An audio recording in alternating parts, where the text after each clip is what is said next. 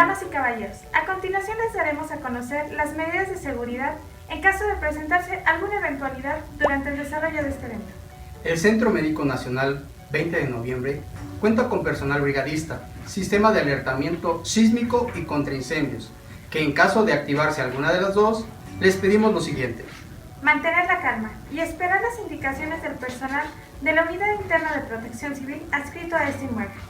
En caso de indicarse la evacuación, las salidas de emergencia se encuentran a sus espaldas y en cada esquina, las cuales conducen al punto de reunión ubicado en la explanada de Félix Cuevas.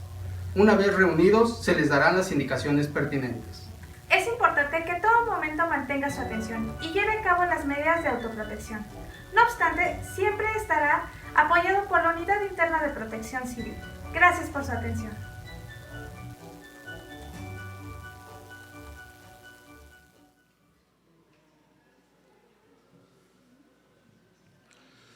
Muy buenas noches a todos. A nombre de la Sociedad Mexicana de Medicina de Emergencia, les queremos dar a todos y cada uno de ustedes la más cordial bienvenida a esta nuestra sesión mensual de la sociedad. El día de hoy con un tema pues de moda, interesante, que seguramente muchos de ustedes estarán viviendo actualmente, estarán escuchando en los medios de comunicación y esperemos que muchos de ustedes no tengan de alguna manera contacto directo con alguno de estos pacientes. Quisiera de manera inicial comentarles que este tema en particular, el día de hoy estará abordado por 3 especialistas en la materia. Quisiera platicarles también algunos antecedentes que seguramente ustedes conocen.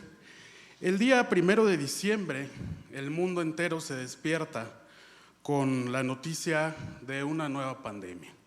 Para el día 1 de diciembre del año 2019, es reportado por primera vez los primeros casos de personas, pacientes enfermos con una enfermedad respiratoria, asunto que fue notificado en su momento por la Organización Mundial de la Salud.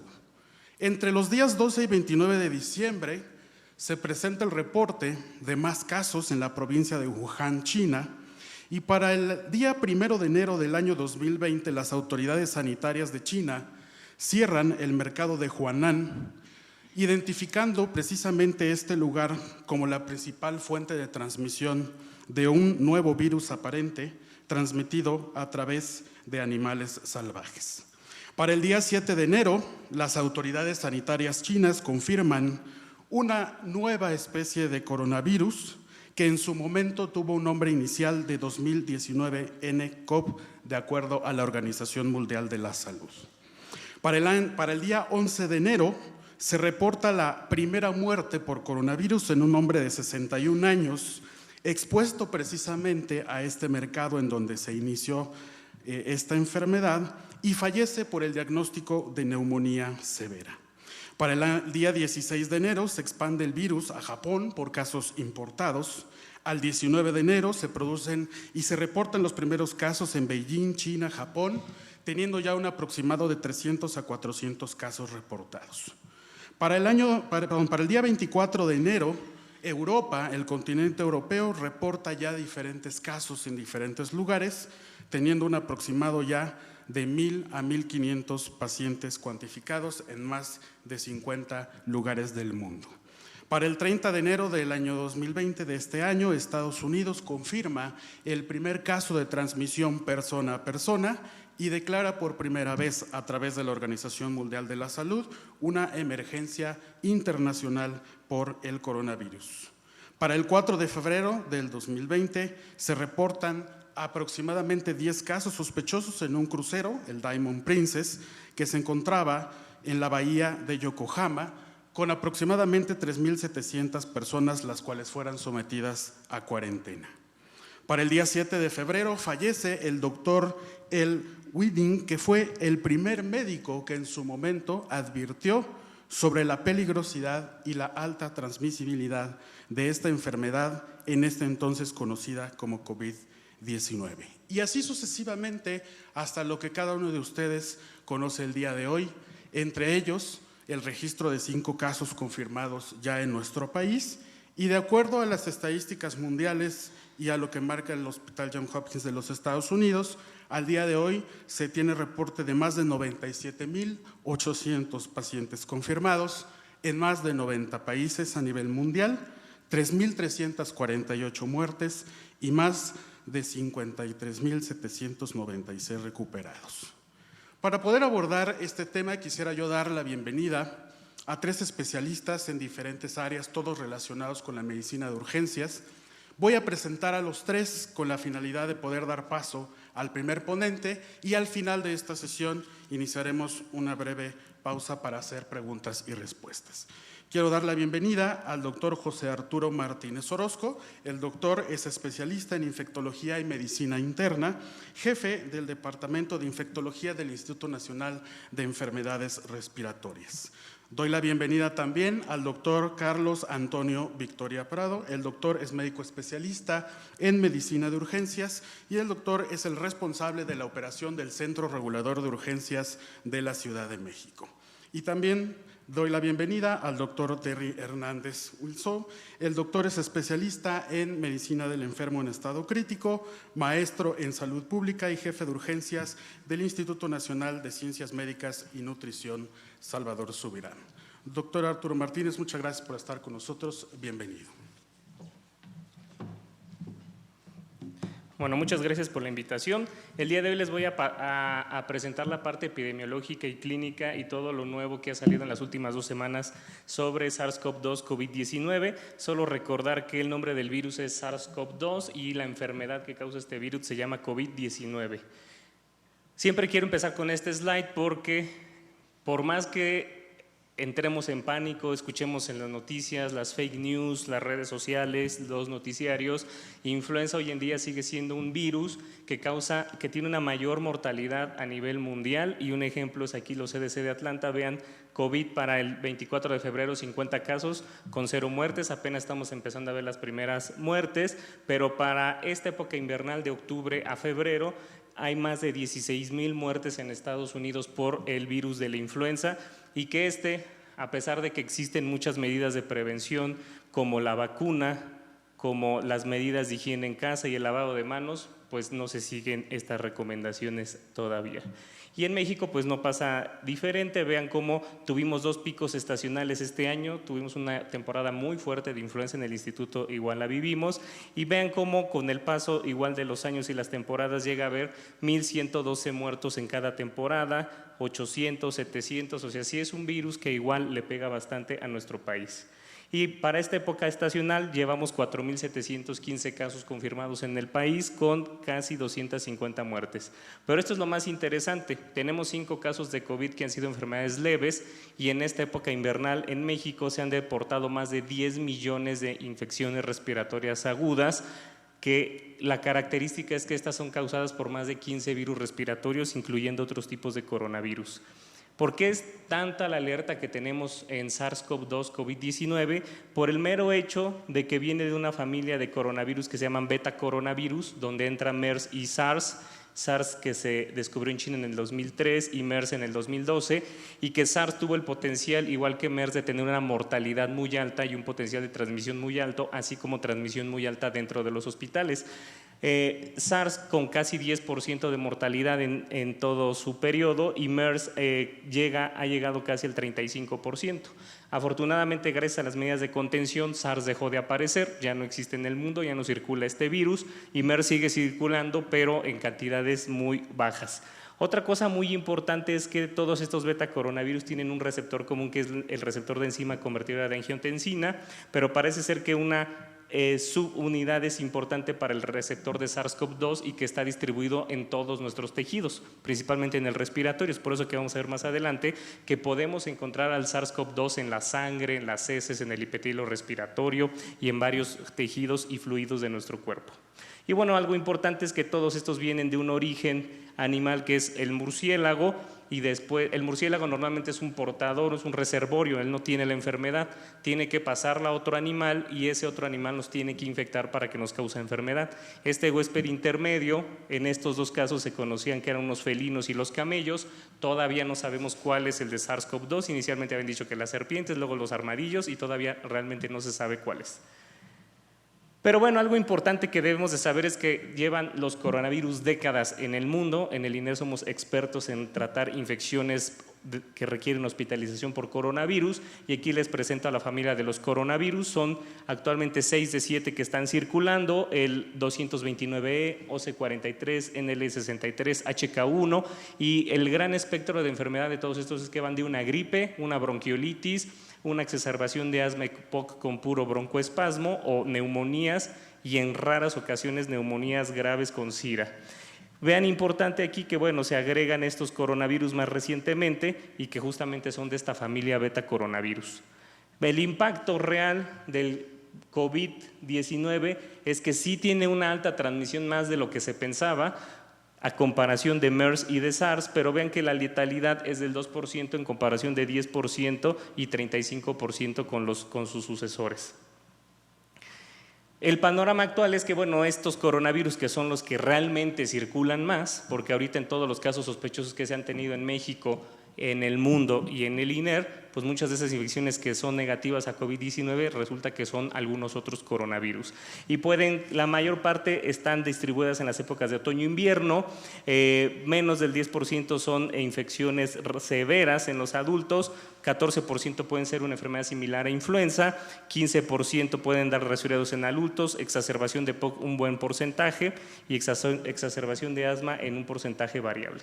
Estos son estudios de las características clínicas más frecuentes de las familias de los coronavirus, que es tos, fiebre, disnea cuando requieren una hospitalización y sibilancias a la exploración física cuando ingresan.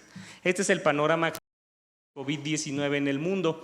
¿Por qué no se ha declarado una pandemia? ¿Por qué los especialistas en enfermedades infecciosas y virología estamos calmándonos un poco?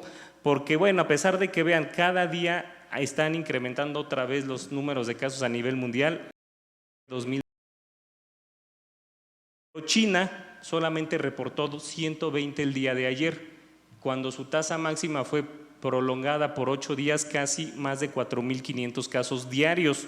Ahora lo que pasa es que fuera de China es donde está descontrolándose la infección. ¿Y cuál es el país más afectado? Ahorita por el momento Italia e Irán, por problemas obviamente ya muy bien conocidos y reportados por la OMS, falta de contención de los casos, identificación de los casos sospechosos temprano y la falta de aislamiento de los contactos. Y bueno, esta es la situación en las Américas, que los países con más COVID-19 en América: Estados Unidos, Canadá, Ecuador, seguido de México. En México seguimos con 5 casos. La importancia es que vean, la mayor parte de las Américas son casos importados, o sea, no ha habido todavía una transmisión local. Y esto es lo que les digo que nos está empezando a tranquilizar, pero como es un nuevo virus que estamos descubriendo, puede que ahorita digamos una cosa y en 2 semanas cambie completamente lo que estamos escuchando el día de hoy. Esa es la característica de una evolución viral, y más si se presenta una mutación, que ojalá no suceda. Por eso se está secuenciando en todos los países los coronavirus, porque podríamos tener una mutación mayor y cambiar completamente la actividad del panorama clínico e infectocontagioso del virus. Vean, en China, les digo, hubo semanas de 4.500 casos diarios, bajó a 1.800, luego 1.100, 650, 500, 130, 120. O sea, nos están demostrando los chinos que haciendo la contención e identificación temprana de los casos y llevando las medidas de higiene y de protección personal cuando son necesarias, es posible contener una epidemia de un virus respiratorio. A diferencia, pues fuera de China, pues que están aumentando los casos, como están viendo aquí, ¿no? Este es el panorama actual. Prácticamente ya casi todo el mundo está teniendo casos de COVID. La mayor parte, es importante, 75% del mundo son casos importados. Transmisión local son realmente muy bajos, y aquí podemos ver que prácticamente ya todos los continentes del mundo pues tienen casos de COVID-19. ¿Qué pasa en México? Pues cada día hay más casos sospechosos y cada día hay más casos negativos confirmados, y que les digo, la mayor parte de estos son otros virus respiratorios, incluyendo la influenza, porque seguimos en una temporada alta de influenza. Y importante que ya toda la República, todas las USMIs que hacen la monitorización de influenza, tienen el diagnóstico, la tecnología montada para SARS-CoV-2. Vean, el Instituto Nacional de Enfermedades Respiratorias todo el año tiene una circulación de virus respiratorios, pero si se dan cuenta, como bien dicen los artículos médicos, no es que lo rechace la OMS o esas noticias ahí que han oído en Twitter y en el Facebook, sí los virus respiratorios se predisponen en las épocas de otoño-invierno, y no es diferente de los coronavirus. Tanto como el INER como la literatura ha demostrado que estos virus respiratorios les gusta más el otoño y el invierno, pero pueden circular durante todo el año. Si la llegada de calor va a cambiar la incidencia de coronavirus, no lo sabemos, ojalá se comporte como el resto de sus compañeros coronavirus. ¿Y cuál es el panorama de hospitalizaciones en el INER por coronavirus? Pues desde el 2014 que hacemos una vigilancia epidemiológica muy estrecha de los hospitalizados, vean justo los picos más grandes de coronavirus son en cada época invernal y circulan todos los tipos de coronavirus, 184 casos a la semana pasada y ya podemos agregar a nuestra lista epidemiológica pues, el COVID-19 SARS-CoV-2. Tenemos experiencia, hemos hecho tesis y publicaciones de otros coronavirus, no es nada nuevo para nosotros, no debe ser nada nuevo para gente que atiende infecciones respiratorias, porque aunque no se tenga la prueba, la sospecha de un virus respiratorio cuando no es influenza, pues es importante, ¿no? Y justo los mismos cuadros clínicos y los mismos factores que predisponen a una hospitalización es lo mismo que vamos a ver que se está presentando con COVID-19. Vean tos sin expectoración, fiebre, disnea, desaturación y los factores más asociados a alguna inmunosupresión, VIH, hipertensión, asma, EPOC, diabetes y algún daño pulmonar crónico. O sea, nada diferente a lo que está predisponiendo a los pacientes COVID-19 a que se infecten por SARS-CoV-2. ¿Qué es lo más frecuente cuando se hospitalizan los pacientes de coronavirus que hemos encontrado? Pues que tienen una neumonía bien plantada en la radiografía o tomografía o una exacerbación de asma EPOC con una desaturación importante que requieren hospitalización por el broncoespasmo. Y casi todos tienen vidrio del lustrado como la mayor parte de los virus respiratorios. Al 4 de marzo, ¿cuál es la definición de caso que debemos de tener en cuenta? Todo paciente que viene de un lugar de transmisión activa debe de ser considerado un paciente sospechoso o que el paciente haya tenido contacto con alguien confirmado, es decir, algún contacto de los confirmados de México. Entonces, esos son ahorita la definición de caso que debemos de tener en cuenta y por eso el panorama epidemiológico previo que les comenté.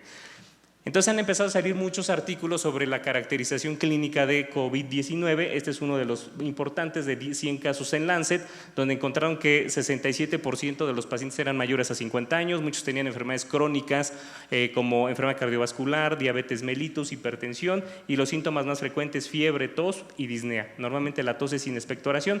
Algo muy importante que debemos de comentar que sí tiene COVID a diferencia de otros virus respiratorios es que entre el 75 y 95% de los que requieren un ingreso hospitalario sí tienen una afección en radiografía, en una tomografía. Casi todos tienen neumonías bilaterales. Es por eso que a todos los que se sospecha un ingreso forzosamente deben de tener por el momento la indicación de una radiografía o primordialmente tomografía. Y 17% en esta serie hicieron SIRA. Entonces vean cómo las comorbilidades más frecuentes son diabetes, hipertensión y enfermedad cardiovascular. E igual que en influenza, entre más se tarden los pacientes en llegar a un servicio de salud, mayor riesgo de que entren a la terapia intensiva, tengan SIRA, tengan disnea. O sea, las medidas de soporte tempranas y la identificación temprana del caso va a ayudar a que no progrese un deterioro igual que en influenza. Entre más temprano tratemos a nuestros pacientes y los identificamos, menor el riesgo de que ingresen a la terapia intensiva. Los desenlaces en este artículo de 100 pacientes, 11% murieron, 31% se fueron de alta y bien importante que se están encontrando bastantes coinfecciones, principalmente por hongos y bacterias nosocomiales, Aspergillus siendo el más frecuente, como ya se ha reportado también esta coinfección frecuente en influenza. Este artículo es otro de los más importantes del JAMA, donde nos dejó ver que la ciudad de Wuhan no estaba preparada, igual que a nosotros nos pasó en el 2009, para un nuevo virus respiratorio, sin saber sus medidas de protección, la transmisión, cómo se iban a manejar estos pacientes, pensando que se trataba de un rinovirus que no iba a pasar de ahí. A lo que voy es que en este artículo de un hospital de Wuhan, de los primeros que atendieron pacientes, se encontraron 41% de transmisión nosocomial. Es decir, 40% de los hospitalizados en este sitio en Wuhan adquirieron el virus en el hospital. Que todos nuestros cursos, nuestras pláticas, los mensajes de Secretaría de Salud están enfocados a las medidas de protección, prevención, el lavado de manos, el toser con etiqueta, el no tocarse las manos, la boca, usar la mascarilla quirúrgica a quien lo debe de usar y los trabajadores de la salud saber a quién le toca cada equipo de protección personal. Vean, 12% eran pacientes que estaban hospitalizados por otra situación y se infectaron dentro del hospital y casi 30% trabajadores de la salud que tenían contacto directo con el paciente. Y estos trabajadores de la salud que tenían más frecuente, pues diabetes, hipertensión, enfermedad cardiovascular, lo mismo, ¿no? Los desenlaces de este estudio, 4.3% de mortalidad. A lo que voy es que también la mortalidad hospitalaria, conforme están creciendo los números de reportes de cortes y conforme se está conociendo más el virus, está disminuyendo mucho lo que es la mortalidad hospitalaria en general. Entonces no es tan letal como también lo pensábamos dentro del hospital, pero en general 16% pueden ingresar a UCI, bueno, en este de los primeros artículos, ¿no? Pero llega el reporte más grande de los CDC chinos, que después lo hizo una buena revisión JAMA, y encontraron que 80,000 que reportaron, 44,000 estaban confirmados por PCR, 41.6% de los casos tenían entre 40 y 59 años, las mismas comorbilidades asociadas que ya reportados, pero esto es lo más importante para que la sociedad esté tranquila, los médicos tratantes, o sea, no caigamos en pánico por esta situación. 81% de los casos son casos leves, y sí, la mayor parte de estos casos leves son catarros comunes o gripes comunes, o sea, sí son gripes comunes. El otro 15% son exacerbaciones de asma y EPOC que con un broncodilatador en casa pueden tratarse de forma ambulatoria.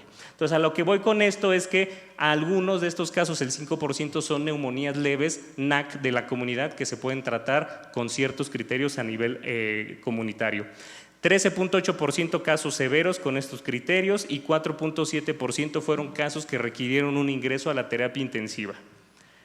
Y entonces JAMA desglosó bien estos artículos y encontraron también que el 87% de los afectados por COVID-19 tiene una edad entre 30 y 79 años y no afecta tanto a niños igual que en influenza. Influenza tiene dos grupos también de alto riesgo, que son embarazadas y niños, y que COVID-19 no les está pegando igual al día de hoy, porque son los últimos cortes, a niños menores de 10 años ni a embarazadas. Entonces la enfermedad leve es del 81%, severa del 14%, el ingreso a la terapia intensiva casi del 5%, la mortalidad en general del 2%, pero esto es muy, muy importante para todos los tratantes en terapias críticas, en unidades críticas. El que ingresa a terapia intensiva, ese sí tiene un riesgo súper alto de muerte, 49% en casi todos los estudios. Entonces, el paciente que realmente requiere un ingreso a terapia tiene que ingresarse inmediatamente porque el riesgo de muerte es muy alto. Y analizando después de muchas semanas y toda la experiencia que dio Wuhan del equipo de protección personal, se agregaron a este gran análisis muchos hospitales de China que ya llevaban adecuadamente las medidas de protección, y aquí solo 3.8% de los casos de los 44,000 eran relacionados a una transmisión nosocomial a los trabajadores de la salud. Entonces esto es muy importante porque se compara con el 30% que dio Wuhan. Entonces las tomografías prácticamente son similares a influenza, o sea, no hay mucho que nos puedan aportar en las tomografías diferentes, pues si no tenemos la PCR, pues esto puede ser cualquier virus respiratorio, puede ser principalmente influenza. Vidrio deslustrado, zonas de neumonía, consolidaciones, raro que veamos cavitaciones, nódulos, pero lo más frecuente son neumonías o parches de vidrio despulido. Y pueden ser tan leves como estos, miren, estos pacientes que son comunitarios, que se fueron a casa y que solamente tienen parche de vidrio deslustrado y a los 5 días ya se quitó, ¿vale? O esto, bueno, yo veo esto, me llega al INER y lo primero que me esto es una influenza, y más si me llega en diciembre, enero. Entonces igual una tomografía similar con infiltrados bilaterales, una neumonía de focos múltiples. Y pueden llegar de esto, que no puedes ni moverlos para una tomografía con la radiografía totalmente radiopaca, o que se va deteriorando con el paso de los días, o que puede ir mejorando como esta tomografía. ¿De qué depende? Del ingreso temprano a los servicios hospitalarios. O vidrio deslustrado muy leve, que realmente no requiere mayor atención, o desde la radiografía, vean, todos estos infiltrados bilaterales. Este es el primer metaanálisis importante que se hace de todos los casos de COVID reportados en la literatura, que encontraron 14% hacen SIRA, 96% de los que requieren un ingreso hospitalario tienen criterios clínicos, tienen una tomografía anormal, los casos severos son 18% y vean la mortalidad de estos casi 50,000 hospitalizados era del 4%. O sea, estamos viendo aquí que en estos 50,000 hospitalizados en el metaanálisis es prácticamente la mortalidad de 4%. En este estudio reciente del New England Journal of Medicine de esta semana, 1,200 pacientes, 5% solamente en terapia intensiva, 2% del total requirieron apoyo mecánico ventilatorio, 1% de mortalidad. Vean cómo en este hospital, que ya tenía más experiencia en el manejo y en la contención, solamente reportó 1,4% de mortalidad en todos sus hospitalizados, y el único hallazgo que se encuentra en casos leves es la linfopenia. De ahí no es como influenza, que a veces encontramos EPKs muy elevadas, rhabdomiólisis, daño renal en pacientes que no están críticos. Más de 65 años, diabetes, hipertensión y EPOC, los más frecuentes que ingresaban a terapia intensiva. Los manejos más frecuentes en estos pacientes de este reporte del New England todos terminaban un ciclo de oseltamivir, y a pocos se les dio ECMO en el número de 5. Ellos reportan que el ECMO tiene mucho riesgo de infecciones y sangrado en estos pacientes, y la mortalidad del 1,4%. Pero vean Beijing, con ya varios casos, 0,9% de mortalidad en sus pacientes hospitalizados. O sea, a lo que voy es que la mortalidad, conforme vamos teniendo experiencia en estos virus respiratorios, se incrementan los casos, va a ir disminuyendo. En Singapur, ni un solo caso muerto de todos los que han tenido. Lo importante es que aquí han encontrado en sus estudios de biología molecular que han demostrado el virus en heces, en sangre, y con una replicación de 7 a 10 días. En Singapur empezaron a usar Kaletra, lopinavir, ritonavir, y muchos se han ido de casa y han visto que los tratamientos antirretrovirales contra VIH, la mayor parte de los centros a nivel mundial asiáticos están usando estos medicamentos, para que no se les haga raro cuando lo lean en la literatura. Vean, lopinavir, ritonavir, y es lo que van a estar encontrando. Pocos reportes en embarazadas, tenemos que ir viendo cuál es el desenlace de embarazadas. No se han reportado muertes en embarazadas al día de hoy en revistas clínicas. Síndromes clínicos desde una gripe común hasta una neumonía grave con SIRA y choque séptico. El diagnóstico, ¿cómo lo estamos haciendo? Por PCR. Vean, en una semana hicimos 335 PCRs cuando llegó el primer caso, 34 sospechosos hemos tenido y solo 1 positivo. En el país hay más de 31 unidades haciendo ya el diagnóstico. Aquí, a diferencia de influenza, sí se recomienda el exudado faríngeo, porque es donde tienen más virus, más que en el nasofaringio. Eso es importante comentarlo, y normalmente se recomienda un doble hisopado, faríngeo y nasofaríngeo. Hay unos lineamientos ya que pueden encontrar en la Secretaría de Salud, que trabajamos para el diagnóstico de COVID-19, los tipos de muestra que se pueden mandar, qué es lo que deben de usar. Aquí sí me voy a detener porque es importantísimo saber que la toma de muestra de hisopado nasofaringio o faringio ya se considera un procedimiento generador de aerosoles, y el equipo mínimo que tiene que tener el que valora al paciente y la toma de la muestra es un N95, unos gogles o gafas protectoras con protección lateral, bata desechable de manga larga, un doble guante, porque el primer guante es con el que hiciste la muestra, se tiene que quitar porque ese es el más contaminado, y ya después haces tu proceso de desvestimiento. Tienes que tener un medio de transporte viral, no se puede mandar en solución salina porque no va a salir la PCR, y un hisopo estéril de mango flexible si vas a tomar un hisopado nasofaringio. Los criterios de rechazo es que pues no cumpla con definición operacional, que el medio de transporte esté de color amarillo, que ya no esté rosa o rojo, y que esté de otro tipo de muestra. ¿Qué es lo que estamos haciendo en la PCR? Amplificando el gen de la polimerasa RDRP y el gen de la envoltura, que es el gen E, que ese es el protocolo de Berlín, que es el primero que instauramos junto con el INDRE a principios de febrero en el Instituto de Enfermedades Respiratorias. Nos llegó directo de Berlín las ondas y empezamos a hacer pues nuestros ensayos. Hay varios protocolos para hacer PCRs, el de Hong Kong, el protocolo de los CDC, pero todo el mundo tomó el de Berlín, que es el más barato y el más rápido de hacer. Aquí están los primeros pacientes sospechosos con nuestros controles del gen E y la polimerasa, pero no tenemos otras ondas que amplificar. Manejo y prevención lo va a dar el doctor Thierry, pero solo de comentar que hay lineamientos ya establecidos para el manejo, para atención primero, segundo y tercer nivel de atención, y principalmente para el manejo de SIRA en pacientes con COVID. El flujograma de identificación tanto de caso sospechoso como de contactos, que lo más importante aquí es llamar a la Dirección General de Epidemiología, porque ahí están epidemiólogos directamente contestando los teléfonos, orientando tanto a los médicos como a la población en general para el aislamiento y para la toma de muestra.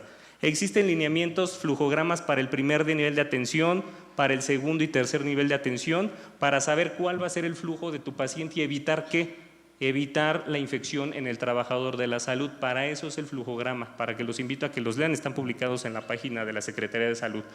En el INER hicimos uno muy especial porque tenemos pacientes muy especiales y normalmente casi todos nuestros pacientes pueden ser críticos, pueden ser neumonías graves o pueden ser presentaciones atípicas. Entonces viene el flujograma enfocado en triage, enfocado en el abordaje diagnóstico del sospechoso con datos atípicos de la enfermedad, qué hacer cuando el resultado de la PCR es positiva y cuál es el flujo ya dentro del hospital. Que lo importante aquí que debemos de saber es que aquí se les da el equipo de protección y dónde deben de quedar aislados los pacientes. El equipo de protección al intubar, repito, ustedes que lo hacen mucho, es fundamental y se recomienda el doble enguantado, su N95 y sus gogles y su bata. Mínimo eso deben de tener para la generación de aerosoles, que estas cosas pues, son los más importantes que generan aerosoles, ¿no? La viremia vamos a empezar a encontrar como a diferencia de influenza, sí se encuentra en la sangre, es un factor aparente de mal pronóstico. Paciente que le encontremos SARS-CoV-2 por PCR en sangre tiene mayor riesgo de mortalidad hospitalaria.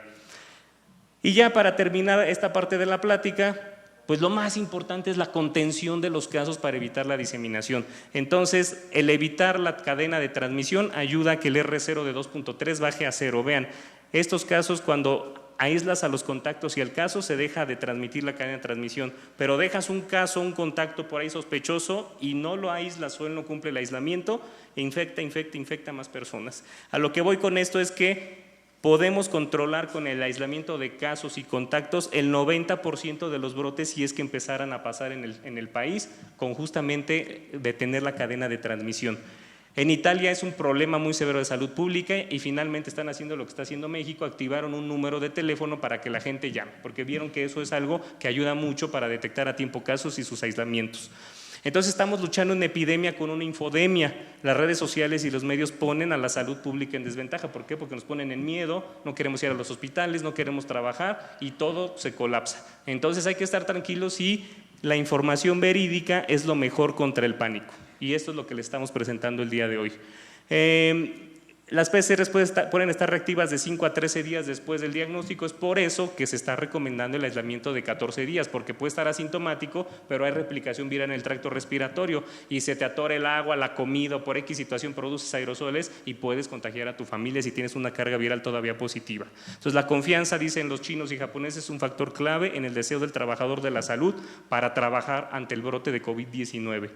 Los tratamientos que están ahorita en marcha, pues el opinavir, ritonavir, redesivir, que es para ébola, está Baloxavir, que es un medicamento contra influenza que ya tenemos disponible en México y que pronto saldrá al mercado, y cloroquina. O sea, son todas estas listas que les puse aquí, son los más de 40 ensayos clínicos aleatorizados que ya existen en el mundo para nuevos antivirales contra COVID-19. Entonces se basan en antivirales y antimaláricos. Se está buscando la vacuna, hay muchos epítopes que se pueden buscar como vacuna, pero todavía no hay nada fuerte. Ha sido difícil en general en todos los coronavirus, hasta en el mismo SARS y MERS, encontrar una vacuna.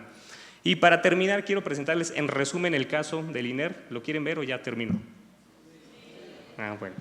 Entonces, es un paciente de 35 años que no se aplicó la vacuna de influenza, que viajó del 16 al 22 de febrero en Italia, tuvo un contacto positivo que estuvo sentado justo al ladito de él en una convención donde acudió, regresó el 22, el 23 estaba en México, prácticamente él llegó asintomático. Eso es muy importante de comentar. Los casos importados que estamos teniendo están llegando asintomáticos. Por más que yo quiera reclamarle al aeropuerto a Sanidad Internacional, ¿cómo voy a identificar un asintomático? Pues es muy importante, eso es el problema de que no sabemos cómo se identifica en la medicina todavía este tipo de casos, ¿no? Ni modo que lleguen todos los viajeros y le hagan una PCR a ver si traen el virus, pues está muy difícil, es muy caro y pues es un procedimiento invasivo, ¿no? Del 24 al 27 estuvo sintomático con catarro común, el 27 acudió al INER porque le notificó su empresa que hubo un brote de COVID-19 y entonces él tenía los síntomas y le dijeron que el que estaba justo al lado de él era positivo.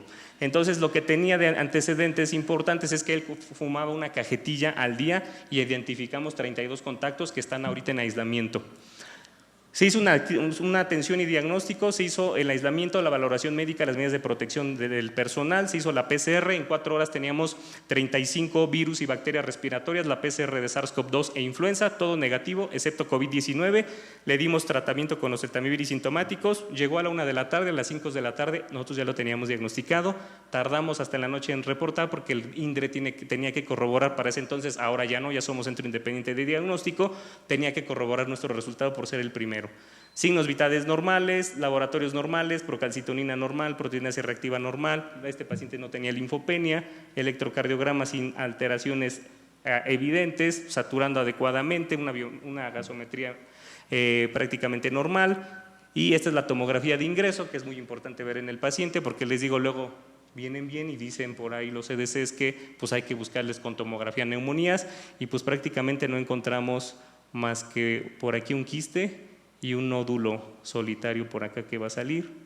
Pero si se dan cuenta, la tomografía prácticamente normal, cambios asociados a tabaquismo, por ahí un poquito vidrio del lustrado, ahorita les voy a enseñar por ahí, ahí está el nódulo, aquí salió, y prácticamente no tenía nada, o sea, no tenía neumonía, no tenía parches de vidrio, nada, ¿no? Se le hizo una tomografía de control que prácticamente estaba igual, normal. Aquí vean, este es el quiste que les digo, un quiste que tenía en el parénquima pulmonar, no asociado a COVID-19, y el nódulo pulmonar solitario que tenía ahí, que parecía algo calcificado, a lo mejor una secuela de tuberculosis. Ay, ¿por qué tiene tantas? Y bueno, le hicimos la PCR, esta es nuestra PCR, esta sonda amarilla y roja es el virus, el gen E y el RDRP directo del paciente, y el verde es nuestro control. Aquí lo que quiero que vean es que la PCR estaba llenísima de virus. Este es el exudado faríngeo y tiene un CT de 18. Entre más rápido salgan las curvas, mayor cantidad de virus hay. Después de varios días, de 5 días de estar en el INER, se fue de alta, hicimos una PCR de control y en vez de estar aquí el virus respiratorio, bajó hasta más de 30. O sea, prácticamente ya estaba negativa la muestra cuando se fue el paciente con las medidas de soporte. Entonces, ¿qué contribuciones estamos haciendo en el INER? Diagnóstico a la par del INDRE, apoyo en diagnóstico a otras instituciones de ser necesario, apoyamos a los lineamientos de atención médica y guías de protección personal para atender a pacientes COVID-19, apoyamos a la elaboración de flujogramas de primero, segundo y tercer nivel de atención, tenemos un laboratorio de bioseguridad 3 que, como ya oyeron en las noticias, ya secuenciamos al virus, el primer virus de México, no descubrimos el hilo negro, solamente aportamos a la literatura la secuencia de este virus para ver que no haya llegado con alguna mutación. Hemos hecho 3 cursos nacionales para capacitar a médicos de todo el país COVID-19, ya 2, el 11 de marzo se hace el tercero en el Instituto Nacional de Pediatría y somos parte del Consejo Nacional de Seguridad y Salud del Subcomité de Enfermedades Emergentes. Entonces, lo más importante para terminar, saber toser, saber estornudar, no tocarnos la cara, lavarnos las manos, agua, jabón, alcohol gel, clorexidina, lo que tengan en sus hospitales cada 4 o 6 horas, la higiene de manos. En todos los hospitales normalmente en México está por abajo del 60% el apego a higiene de manos. Entonces hoy es el momento en que debemos apegarnos más a la higiene de manos, pedir sus insumos si no los tienen, porque es muy importante tener insumos de higiene de mano. Y saber cómo lavarnos las manos. No es lo mismo ir y nada más tallarnos las palmas, hacer un buen lavado de manos que incluyen los nudillos, las partes interdigitales, las palmas, los dorsos, etc. Y bueno, es el equipo de infectología y microbiología clínica. Muchas gracias.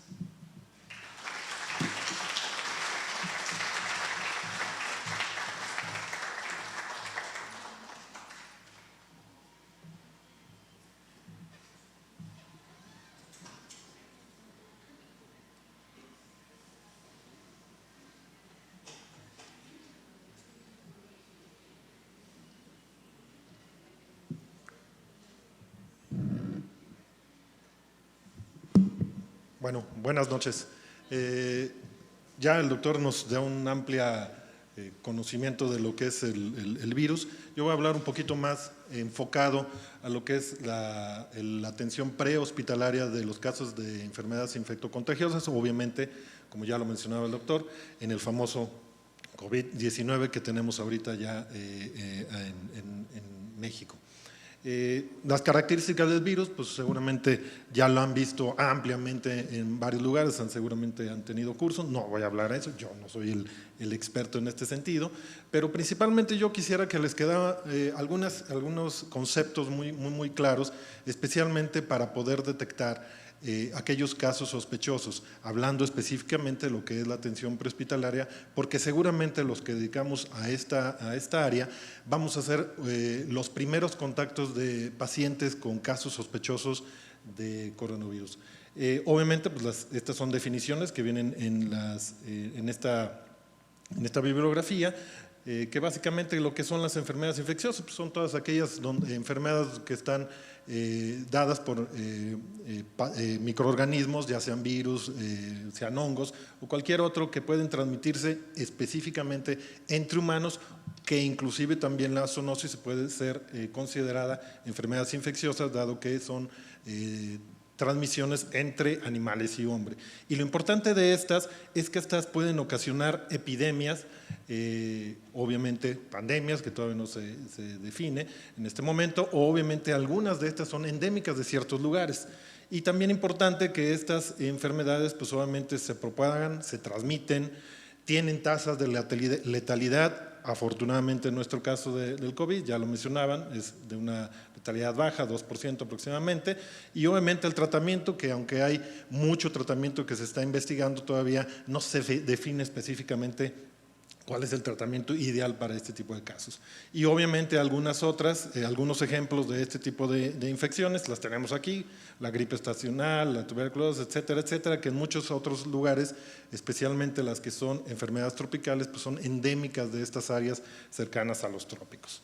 Este es un documento que generó la OPS apenas en febrero de este año, que es un documento apenas inicial, donde tiene la intención de que todos los sistemas de atención médica de urgencias de los países inmersos a la Organización Panamericana de la Salud y la Organización Mundial de la Salud realicen este check-in de cómo se encuentran los sistemas de atención médica de urgencias, para ver obviamente si están preparados para la contención, la atención y obviamente detección de los casos de COVID. Nosotros nos hicimos, obviamente este documento se enfoca específicamente si estos sistemas tienen protocolos bien definidos, probados y que se estén utilizando continuamente, que tengan plataformas informáticas, que haya obviamente capacitación continua, que haya enlaces de comunicación efectivos entre los diferentes entes que forman el sistema de atención médica de urgencias y obviamente su capacidad instalada y entre otros ítems que esta lista de verificación identifica. Nos dimos a la tarea de realizar este check-in con el sistema de atención médica de urgencias que tenemos en la Ciudad de México y nos salimos muy bien librados. Todos sabemos, no es algo nuevo, que aún nos falta mucho por hacer en el sistema de atención médica de urgencias en esta ciudad, no se diga obviamente en el país, aunque hay esfuerzos muy grandes, específicamente para este tipo de situaciones todavía nos falta mucho por trabajar. Obviamente también se necesita líderes en los sistemas de atención médica de urgencias. Líderes que no solamente lleven administrativamente los sistemas, sino que tengan conocimiento, tengan credibilidad, ya lo mencionaba el doctor, con esto de cómo se están bombardeando las redes sociales de información. Nosotros tenemos que dar información lo más verídica posible para que ellos o todos los profesionales de la salud no estemos buscando información que a veces no es de lo más adecuada. Y obviamente pues que tengamos un alto trabajo en equipo. Hay 4 situaciones muy importantes que sí me gustaría identificar aquí para la atención prehospitalaria. Principalmente, y vamos a ser bien incisivos en la protección del personal sanitario, ya los números nos los han identificado aquí los doctores, que pues obviamente tenemos que identificar muy bien qué tipo de equipo de protección personal los profesionales sanitarios debemos utilizar de acuerdo a la actividad que desarrollemos. Obviamente también identificar aquellos casos sospechosos, los confirmados no los vamos a identificar seguramente, a menos que no los vamos a identificar por lo menos en la atención prehospitalaria, pero sí los vamos a conocer en caso de hacer traslados interhospitalarios de estos pacientes que ya han estado confirmados. Y obviamente pues que la definición operacional pues obviamente sea identificada.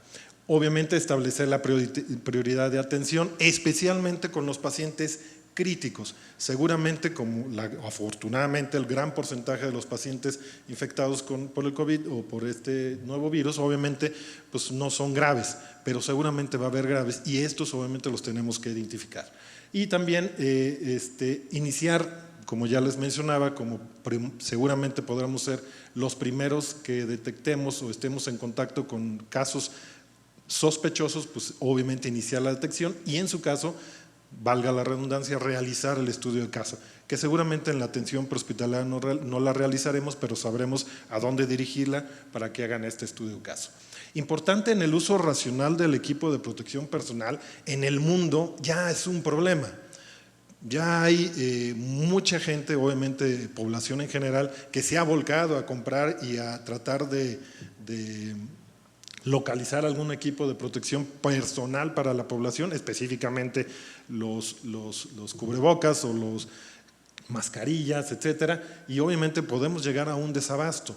Entonces, es muy importante que los médicos, todos nosotros los profesionales de la salud, pues tengamos esto muy en cuenta, porque también podamos bajar esta información a la población para el uso racional de los equipos, para que en su momento dado no nos haga falta. Y obviamente identificar que no en todos los casos, estos especialmente, viene en esta biografía, el tipo de equipo que específicamente deben de utilizar los profesionales arriba de una ambulancia. Y está muy claro, es muy sencillo, es tus gogles, ya lo mencionaban, con protección lateral, una mascarilla médica, no es necesario la N95, una bata quirúrgica larga, obviamente de preferencia que sea impermeable. También obviamente los guantes, que en este caso si no vamos a hacer algún procedimiento de riesgo, pueden ser simples y nada más. Y obviamente en el caso especial del conductor podría utilizar este mismo equipo si va a apoyar en la atención del paciente. Si no lo va a apoyar en la atención del paciente, puede ir en el área de atención simplemente con una mascarilla médica. Y así, obviamente, cada uno de los que están inmersos en la atención prehospitalaria, el tipo de equipo que deben utilizar, inclusive las personas que van a hacer la limpieza, que pueden ser los mismos compañeros que van a bordo de la ambulancia, qué tipo de equipo deben utilizar, que es básicamente el mismo, especialmente por el riesgo de aerosoles a la hora de limpiar o de líquidos. Estas infografías las encuentran en las páginas de la CDC, las encuentran en la página de la OPS, son muy fáciles de encontrar. Y aquí lo importante es que tenemos que saber cuándo vamos a utilizar el equipo de protección personal y seleccionar el tipo de equipo de protección.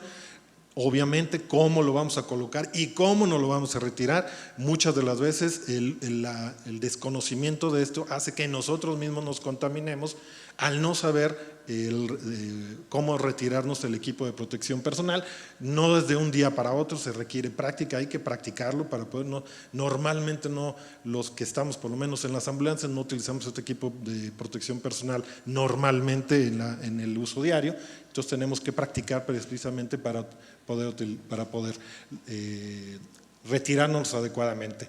Recomendarlos a los usuarios y obviamente familiares que tengamos contacto de estos tipos de casos sospechosos, pues también tenemos que recomendarles el uso de la mascarilla médica en caso de que el paciente tenga síntomas de vías respiratorias, básica, una mascarilla normal, no es necesaria la N95, y obviamente también las personas que estén en contacto directo con ellos. Y otra serie de recomendaciones de que no se acerquen, si no es necesario estar cercano a ellos, que no se acerquen. Esta infografía de la CDC muestra muy claramente que yo voy a tener problemas al usar esta mascarilla, porque obviamente el tener barba, aquí está muy bien esquematizado el tipo de barba, que lo que ocasiona es que no funcione adecuadamente la mascarilla. Así es que algún día de estos, espero que no próximamente, me la tenga que retirar para poder utilizar adecuadamente también la mascarilla. Pero bueno, también es parte de la información que tenemos que llevar a todos aquellos que utilizan pues ahora sí que pelos en la cara. Obviamente lo de los casos sospechosos, ya el doctor lo había comentado, lo cual es la definición operacional, pues tiene que cumplir con ella. No cualquier moco o tos es igual a coronavirus. Fue muy claro en el año que tuvimos el problema de la influenza, cualquier moco ya era influenza, y entonces todo el mundo tenía influenza. Así pasó en mi casa también, todo moco, es influenza, ¿no? Ahorita está mi suegra enferma y tiene influenza. Entonces, hay que convencerla que no es influenza, ¿no? Perdón, que no es coronavirus. Y obviamente pues el caso confirmado, pues que obviamente cumple con la definición operacional y que desde luego pues lleva estudios ahora en esta definición. Pues nada más estaba el INDRE, ya sabemos que también en el INER hay otros, y seguramente en otras instituciones hacen los estudios. Especialmente en lo que es la establecer la prioridad de la atención, ya comentaba que es obviamente identificar aquellos casos graves, aquellos casos graves que van a ser necesarios trasladar a una unidad médica. Obviamente aquellos casos que no son graves, que son leves, pues tendrán atención en el lugar y seguramente se tendrán que quedar en su domicilio obviamente con las medidas de protección y contención obviamente a sus contactos y familiares para evitar que se transmita la enfermedad.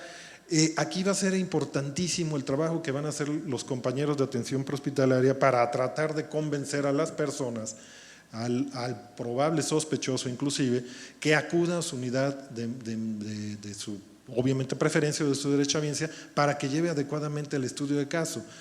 Todavía no está muy bien definido si nosotros vamos a ser parte de los identificadores de estos casos, se los vamos a estar refiriendo a este teléfono, que es un teléfono que la Dirección de Epidemiología ha puesto a disposición del público, donde hay epidemiólogos expertos, donde pueden sacar de cualquier duda a cualquier persona. Es un 800 que es gratuito. Y obviamente la intención es que, pues primero que nada, pues haya una detección del caso oportuna. Cuando son pacientes que van a requerir, de acuerdo al triage, un traslado porque el paciente es grave, pues obviamente pues hay varios datos clínicos que nos van a dar alarma de que ese paciente necesariamente tendrá que requerir una atención hospitalaria. En este caso, pues obviamente la disnea es un predictor universal en casos de pacientes graves. La saturación de oxígeno menor al 90% cuando está al aire ambiente, obviamente tenemos que tener los medios para poderla medir. Frecuencia respiratoria mayor de 35, la PO2 no la vamos a medir obviamente en el hospital, perdón, en la ambulancia, o presiones sistólicas menores de 90, alteraciones del estado de alerta, o sea, datos de estado de choque del paciente que tiene. Estos serían datos que nos harían pensar que el paciente requiere obviamente un traslado. Cuando vayamos a realizar, en el caso de pacientes ya confirmados con infección por este virus, y obviamente aquellos casos graves que tengan SARS, pues obviamente las condiciones del traslado tienen que ser lo más óptimas posibles. De por sí, obviamente estos pacientes ya van en un estado de gravedad, pues obviamente el llegar a una estabilidad probablemente va a ser imposible. Seguramente va a haber una inestabilidad especialmente respiratoria, pero finalmente lo que buscamos es el riesgo-beneficio. Si el traslado, si el paciente se encuentra en un hospital que no tiene los medios con los cuales pueda contar para la atención adecuada a este paciente, ya comentaba el doctor los grandes porcentajes de mortalidad en los pacientes que llevan a una terapia intensiva, más en una unidad donde no tiene los medios para atenderla, pues bueno, necesitamos valorar ese riesgo-beneficio y obviamente hacer el traslado. Pues obviamente tener esa vía aérea permeable y obviamente segura, todas las ondas y todas las vías adecuadas. Los PIBs, recomendamos que esperemos que el paciente tenga un PIB menor de 10, ya que seguramente si es mayor va a requerir mayores requerimientos de oxígeno, y obviamente pues, que tengamos la disponibilidad de una ventilación mecánica asistida, obviamente en una ambulancia de terapia intensiva con personal capacitado o inclusive médicos capacitados para realizar el traslado. Pues obviamente si lleva drogas vasoactivas pues, tendrá que llevar una bomba de infusión obviamente, o esperamos que a las dosis más bajas posibles, y pues obviamente sin datos de sangrado en caso que suceda. Para poder realizar un traslado lo más seguro posible, aparte de las condiciones del paciente, también tenemos que ver otras cuestiones administrativas, que eso es de manera universal, pero en este caso de los pacientes con coronavirus, pues obviamente lo que intentaríamos es aislar el habitáculo del conductor. Hay vehículos de ambulancias que tienen esta división entre lo que es el área de operación del vehículo con el área de atención, y solamente hay una ventana de por medio. Sería muy fácil en ese caso aislar esa parte, pero en otras son vehículos que tienen exactamente la entrada completamente abierta, pero tendremos que buscar los medios para tratar de aislarlo. Y no es porque nos caiga muy bien el operador y no queremos que se infecte, simplemente es evitar que esa persona que no tiene necesidad de estar en contacto con el paciente pues tenga el riesgo de infectarse. Obviamente también porque seguramente podría venir un familiar a bordo de la ambulancia, y también con esto trataríamos de disminuir el riesgo. Obviamente pues un consentimiento informado, que informarle al familiar de todos los riesgos que esto conlleva.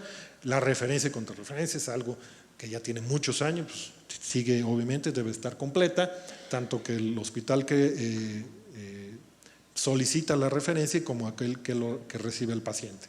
Ya mencionabas que es una ambulancia de cuidados intensivos, pues donde va a llevar un monitoreo continuo del paciente. Después del traslado, pues habrá otras cosas que tenemos que hacer en la ambulancia, especialmente pues que tomando estas características de que este virus menciona que este virus podía mantenerse en estas superficies inanimadas, todo lo que son paredes, espaldas, todas esas superficies, hasta 9 días. o inclusive en temperaturas mayores de 30 días podrías disminuir el tiempo de permanencia de este virus. Sin embargo, pues esta limpieza y desinfección de equipos y superficies se hace muy sencillamente, no necesitas nada muy difícil de encontrar, pues el alcohol etílico al 70%, cuando menos, cloro obviamente con estas diluciones, y pues limpiar las superficies dejándolas, es una limpieza húmeda. Hay que dejar la superficie húmeda para que se mantenga este líquido que estemos utilizando por lo menos por 10 minutos. Y si hay que limpiar, obviamente todo esto se limpia primero y luego se desinfecta. Algún equipo que requiera ser desinfectado por inmersión, por lo menos de 20 a 30 minutos dentro de esta solución de cloro, y obviamente lavado, desinfección de manos, de todos. Nosotros, los profesionales de salud, y obviamente también darle recomendaciones a familiares o contactos de los pacientes. Hay una serie aquí de infografías con lo cual muestran cómo se debe de lavar las manos correctamente y cómo desinfectarse también las manos. Primero se lava y luego, o en el caso de no poderse lavar, en una ambulancia va a ser difícil que tengamos agua y jabón, pero si no la podemos desinfectar, y es básicamente el mismo forma que para lavarse, obviamente, que con alcohol en gel. Finalmente, aquí lo importante de la atención prehospitalaria es que hay que tratar de detectar aquellos casos sospechosos de infección por este virus. Obviamente utilizar todas las medidas de protección de manera estandarizada y darle toda la información al familiar o al paciente para que acuda a su unidad médica y para que en su caso inicien sus estudios epidemiológicos de caso, que esta es la información del documento donde se llena toda la información específica de cada uno de los casos para que pueda llevarse un adecuado seguimiento epidemiológico. Este algoritmo, ya lo vimos, es básicamente para la detección y confirmación de los casos. Y esto es básicamente lo que yo les quería comentar sobre la atención prehospitalaria. Ojo, vean el documento del checklist, es bastante importante porque ahí nos vamos a dar cuenta todo lo que nos hace falta para poder trabajar, pero bueno, hay muchas cosas que ya tenemos en proceso y esperamos que pronto lo logremos. Muchas gracias.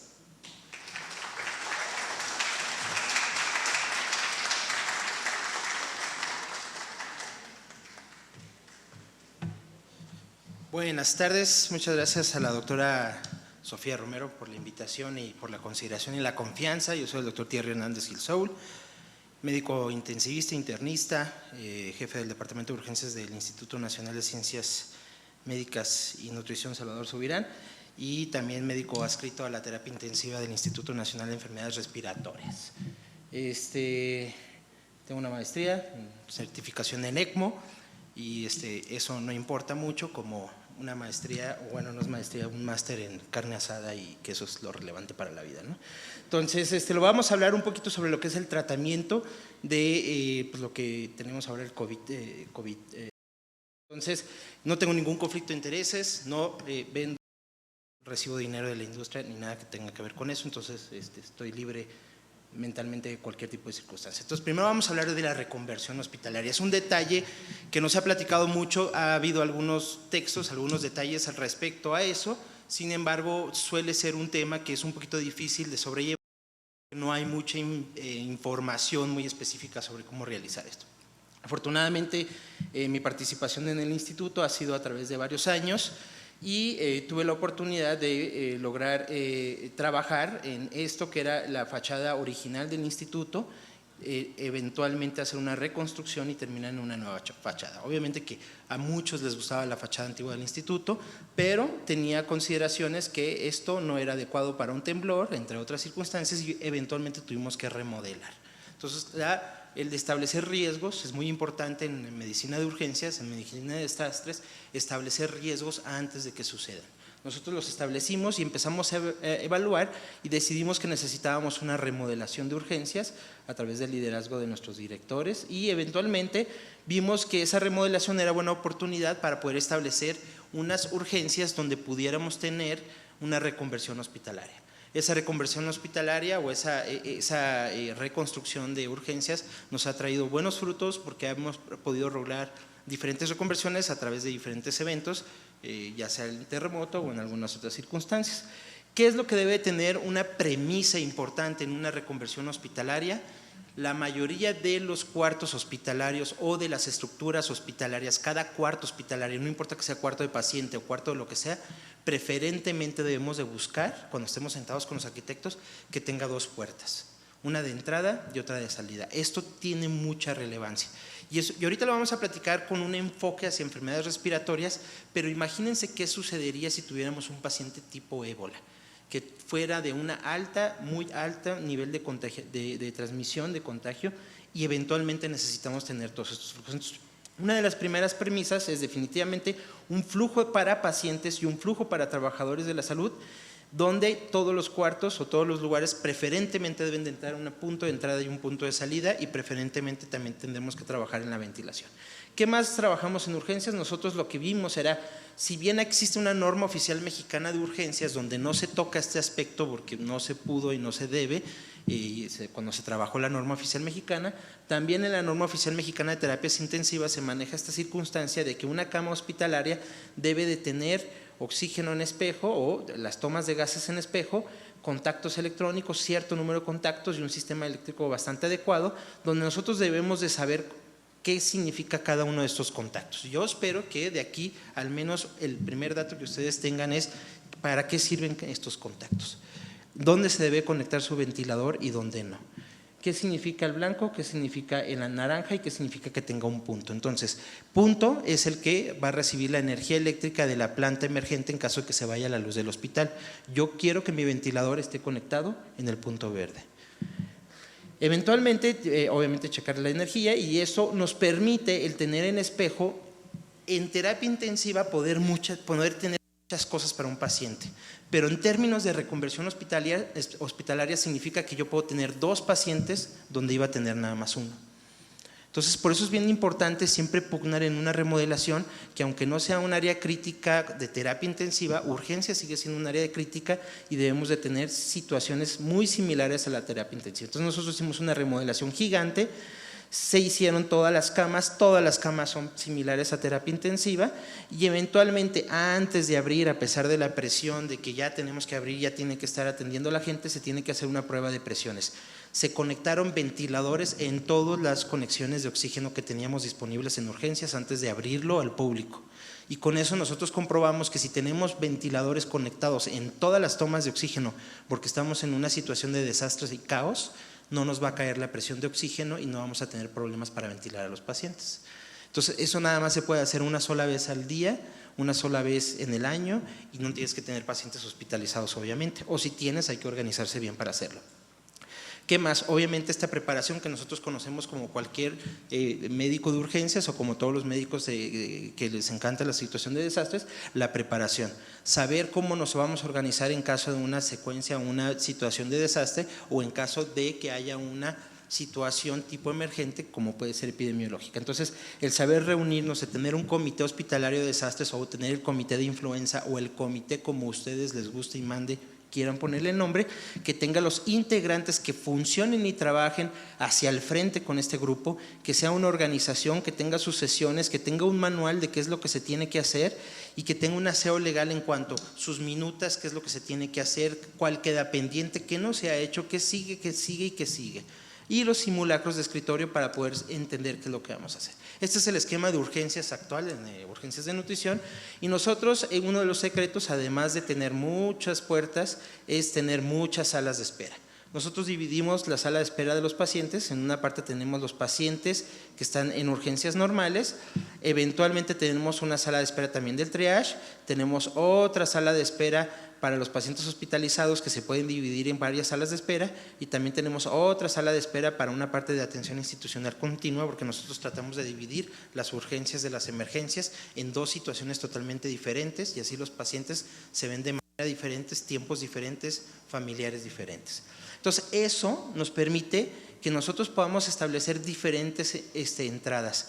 Nuestro plan tiene diferentes niveles y etapas. Nosotros podemos aislar una sola parte del hospital y hacerla más grande dependiendo de la situación del desastre. ¿A qué me refiero? Por ejemplo, en esta situación a lo mejor están llegando 10, 15 pacientes con enfermedades respiratorias que no se comparan con los 140, 150 pacientes que llegan con urgencias al día.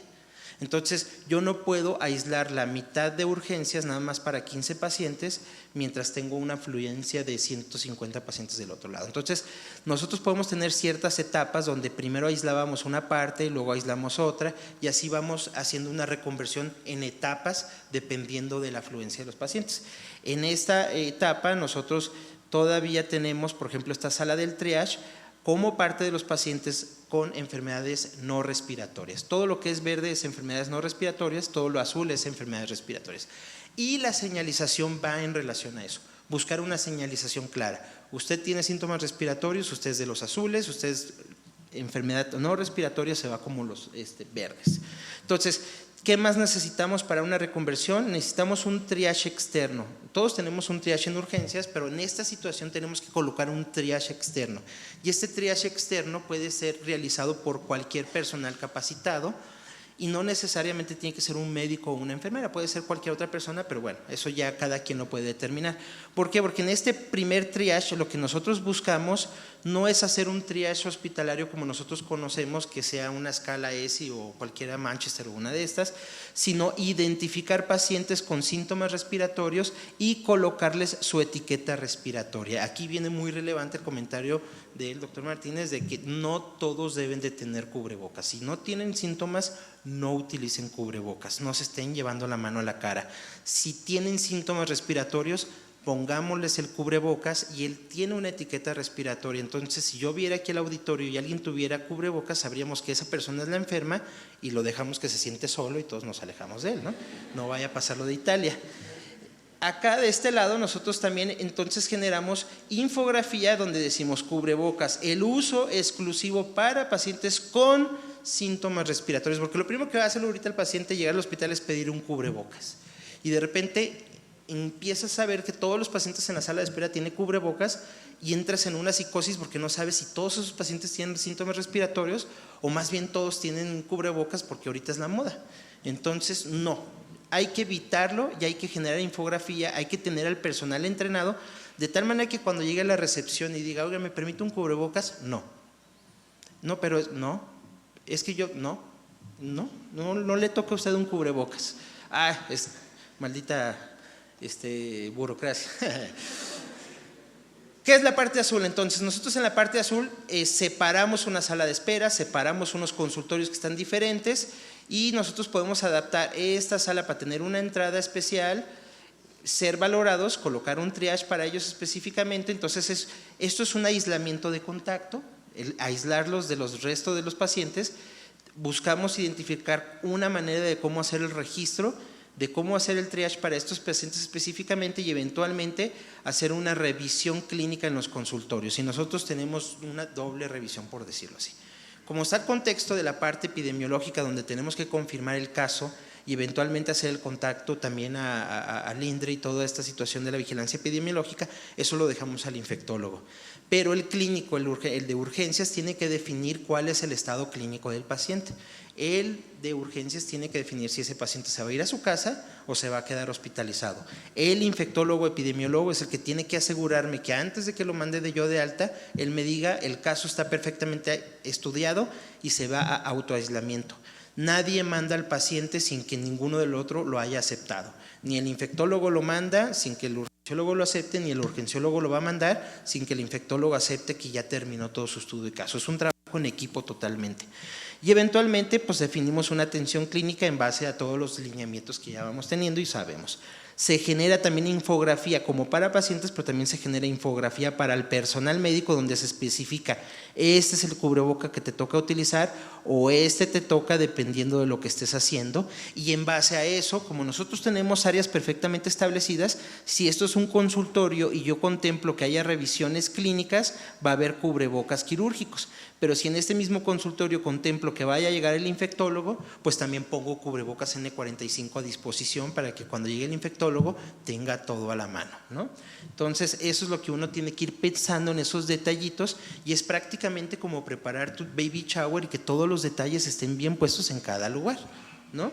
Entonces, la reconversión hospitalaria implica también el poder definir cómo va a ser el flujo hospitalario. Los que manejamos urgencias y los que sabemos cómo es la saturación de urgencias, sabemos que el secreto de que se desature urgencias es aligerar, vaciar, tener camas hospitalarias vacías en piso. No es problema de urgencias, es problema de piso hospitalario. Si no hay camas en piso hospitalario, urgencias se satura.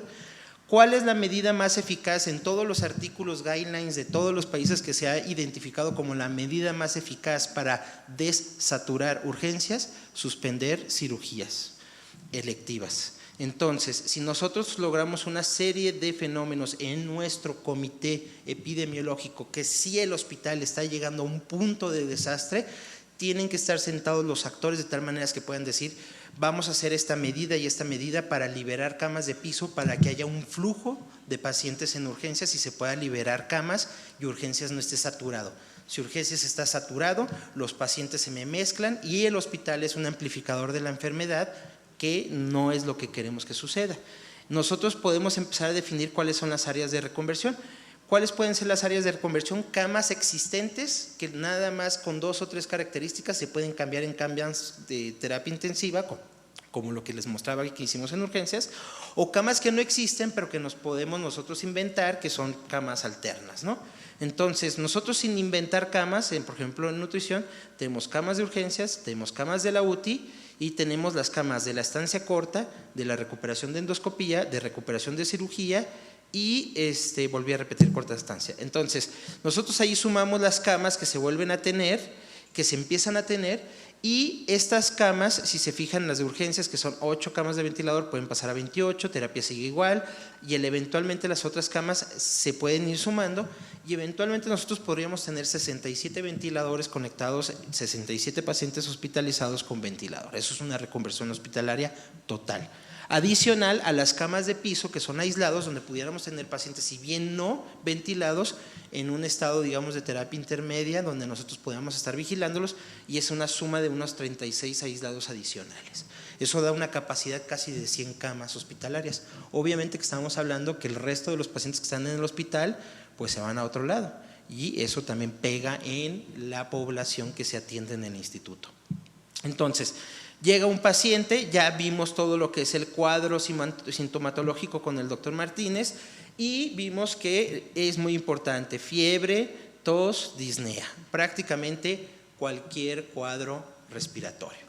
Entonces, si tenemos un cuadro respiratorio, pues obviamente vamos a tener que ir pensando en esas circunstancias y pues sí vale la pena también aclarar que el grupo de riesgo de los pacientes que fallecen o que han estado falleciendo son pacientes mayores de 60 años. Afortunadamente o desafortunadamente, quién sabe para estos tiempos, los residentes no llegan ni siquiera a los 40 años. Entonces los residentes pueden trabajar en urgencias perfectamente cara a cara contra el coronavirus y yo no espero que ninguno de ellos se mueran, al menos que uno tenga cardiopatía y pues lo mandamos a hacer otra cosa en esos días mejor, ¿no?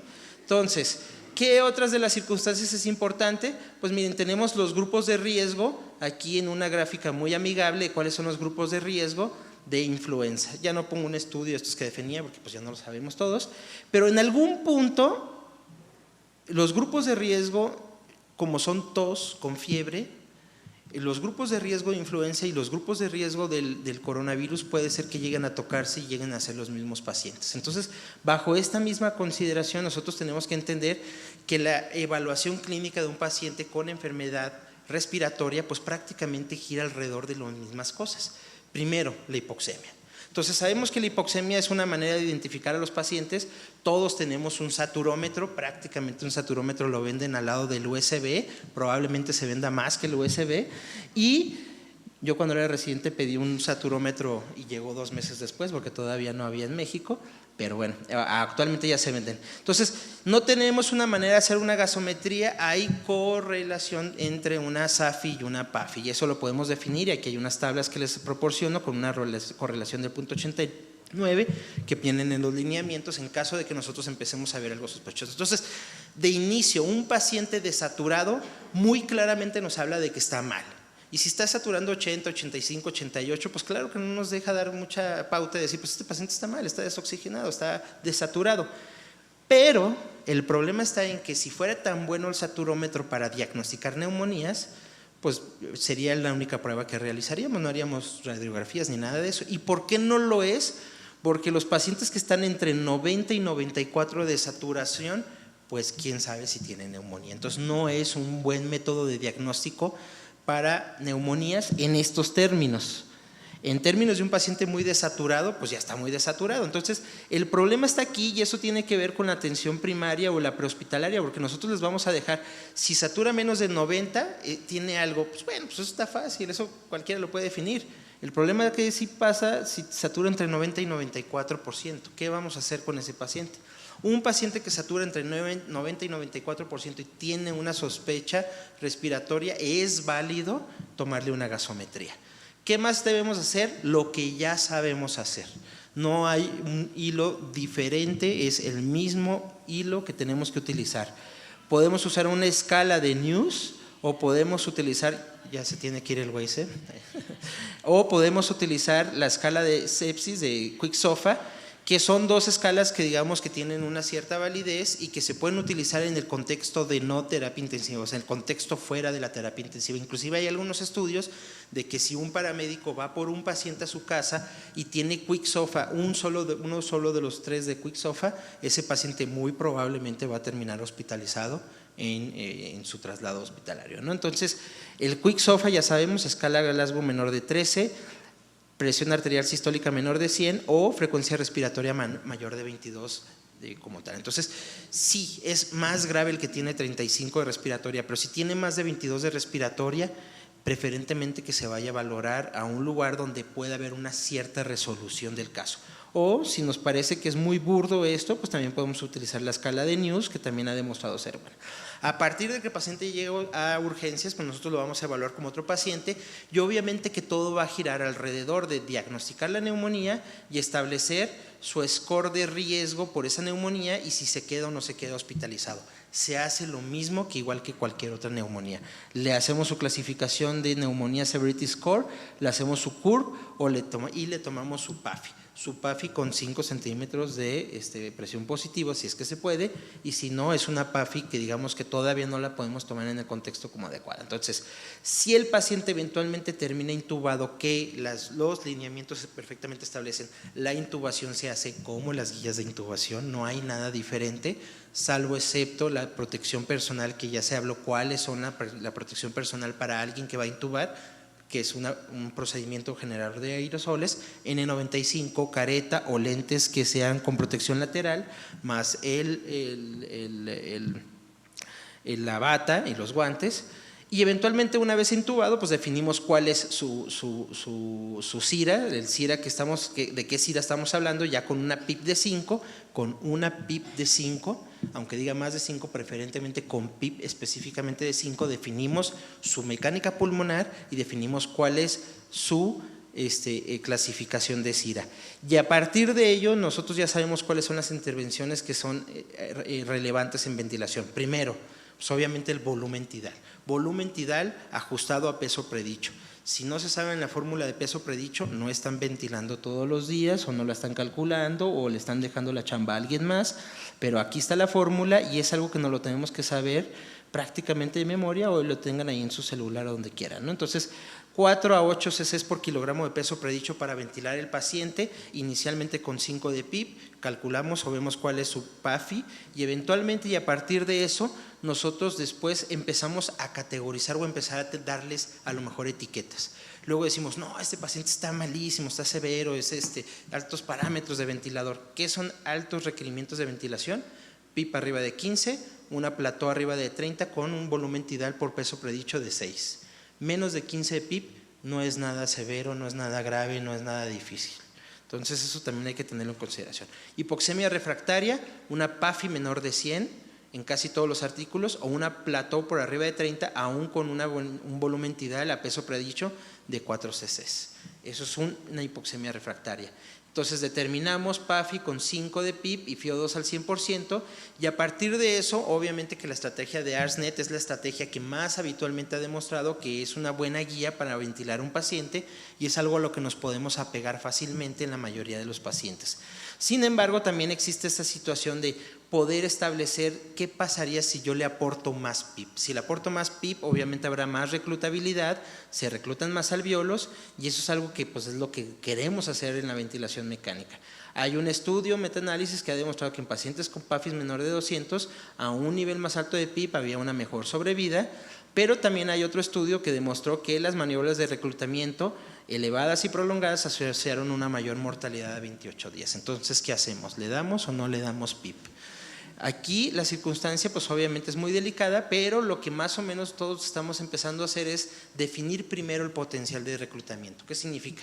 Lo tengo con 5 de PIP, establezco cómo va a estar el ventilador, le subo la PIP a 15 o a un poco más, dependiendo de la circunstancia, la mayoría de las veces es a 15 y veo qué pasa con la mecánica pulmonar entre 5 y 15. Si mejora el paciente es un pulmón reclutable, si no mejoró no es un pulmón reclutable y esta tiene que ser nuestra semántica. PAFI de tanto porque llegó así y tiene o no tiene un pulmón reclutable. Eso es como lo que tenemos que estar hablando para poder ir definiendo cómo lo vamos a tratar.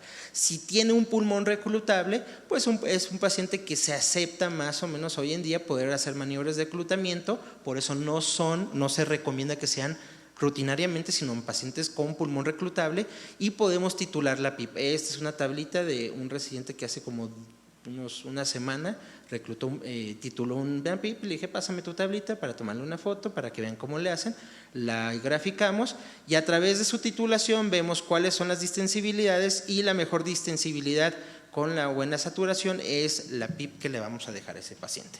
Entonces, ¿qué más es lo que tenemos que hacer? Definitivamente prono. Prono es una indicación y sobre todo el paciente si tiene una PAFI menor de 150 y persiste esa PAFI a pesar del tiempo.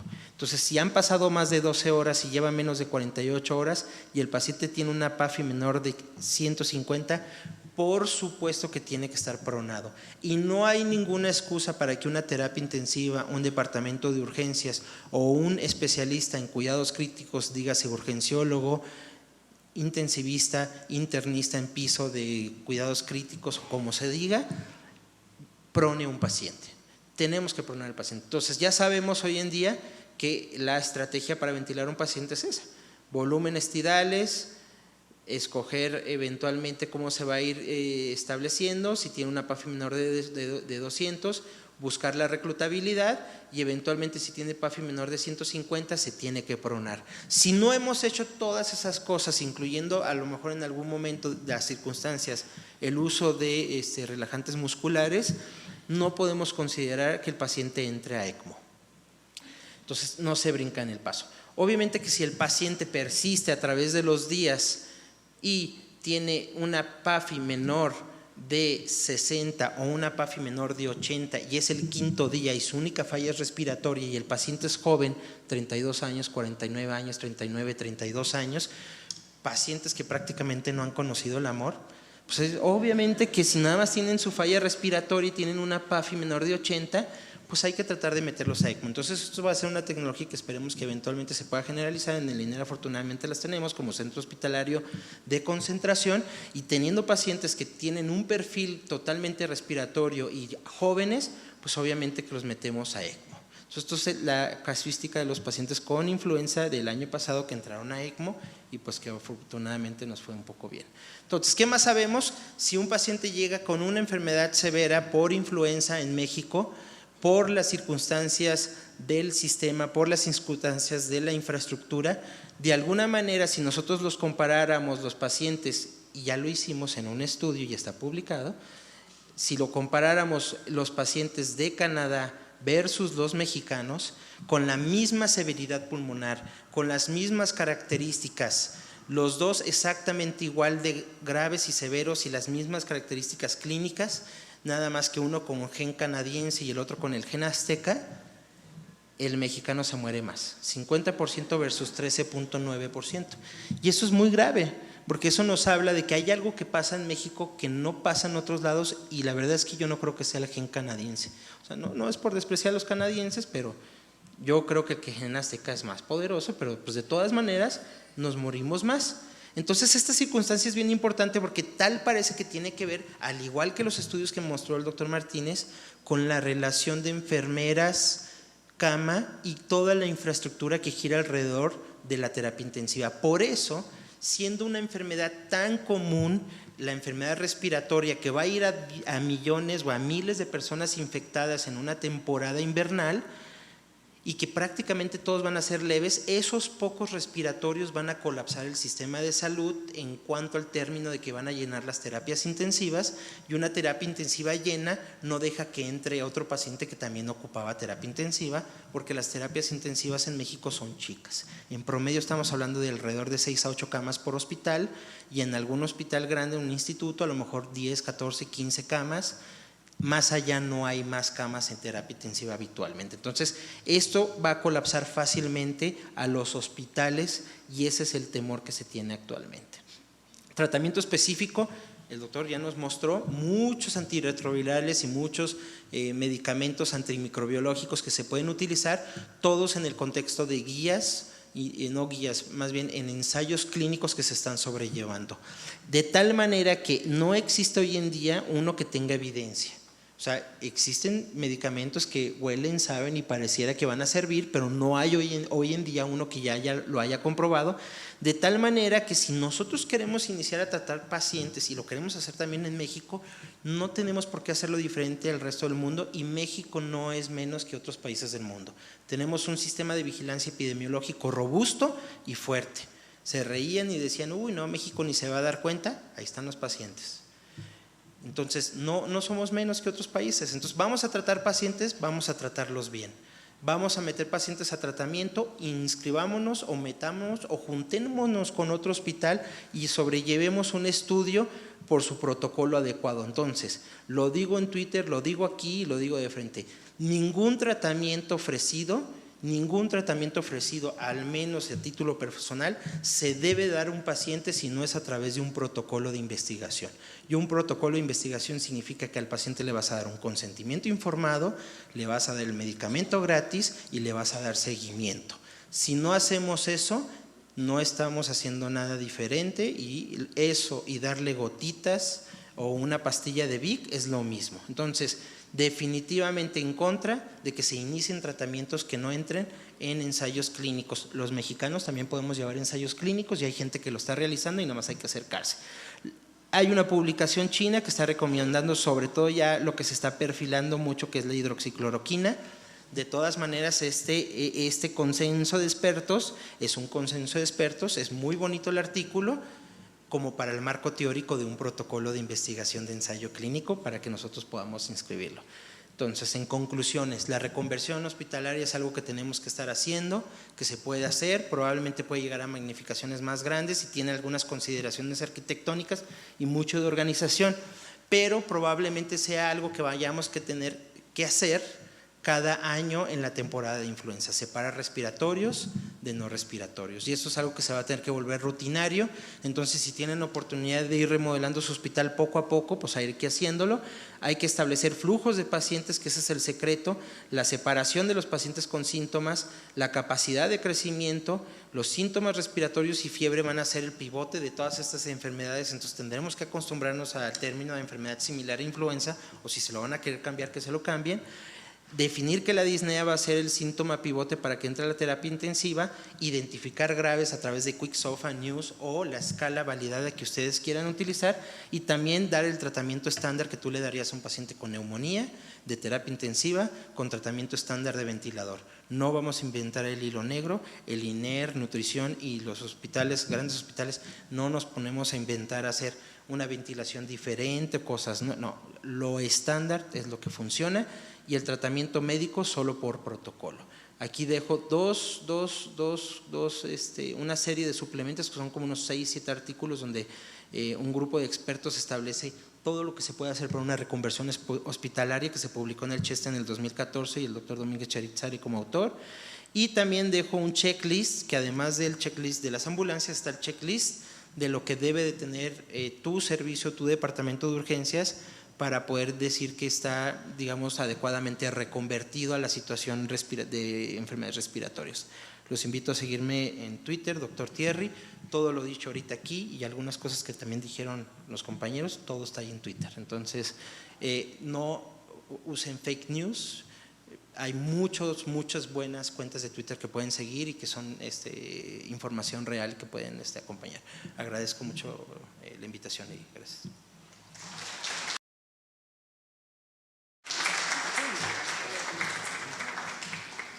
Gracias a la participación de nuestros excelentes ponentes el día de hoy, el doctor Arturo Martínez y al doctor Carlos Victoria, a que nos acompañan aquí arriba. Para poder contestar rápidamente algunas preguntas, queremos saludar también a todos y cada uno de los que se encuentran conectados a las redes sociales. Como siempre, una excelente respuesta, más de 800 personas conectadas. Por esta respuesta y por estar atentos a sesiones como esta. Y quisiera hacer un par de preguntas muy puntuales que ya hemos identificado para nuestros ponentes, específicamente para el doctor José Arturo Martínez.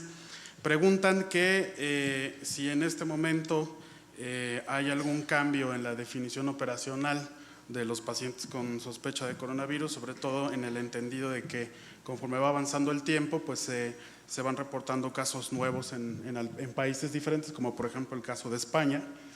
Y también para el doctor Arturo Martínez preguntar que si se ha podido medir de alguna manera la efectividad de estos medicamentos antivirales y la cloroquina en los pacientes que han atendido en el Instituto Nacional de Enfermedades Respiratorias. Sí, en cuanto a la medición de la efectividad de los antivirales y la cloroquina, solamente es una actividad que tiene in vitro y no hay nada clínicamente comprobado. Hay reportes de casos para otros coronavirus donde se han usado ribavirina, lopinavir, ritonavir principalmente como tratamientos. En alguna ocasión 2 pacientes del INER con coronavirus muy grave lo llegamos a usar y son solamente reportes de casos y se recomiendan como medidas extremas, pero como bien decía Thierry, si lo vas a hacer ya de forma continua tiene que ser en un protocolo establecido de investigación, o ya les puse la lista de los más de 35 ensayos clínicos que hay, probablemente saldrán algunos a la brevedad, pues en base a esos probablemente tomaremos una decisión para saber si se pueden usar o no.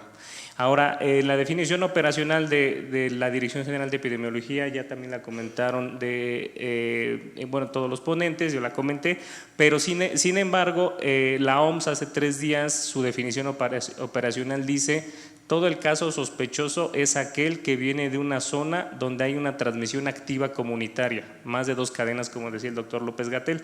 Entonces, se está comportando España, Francia, principalmente, que son países de alta afluencia turística aquí a México, como esa transmisión, y también Estados Unidos ya reportó transmisión local.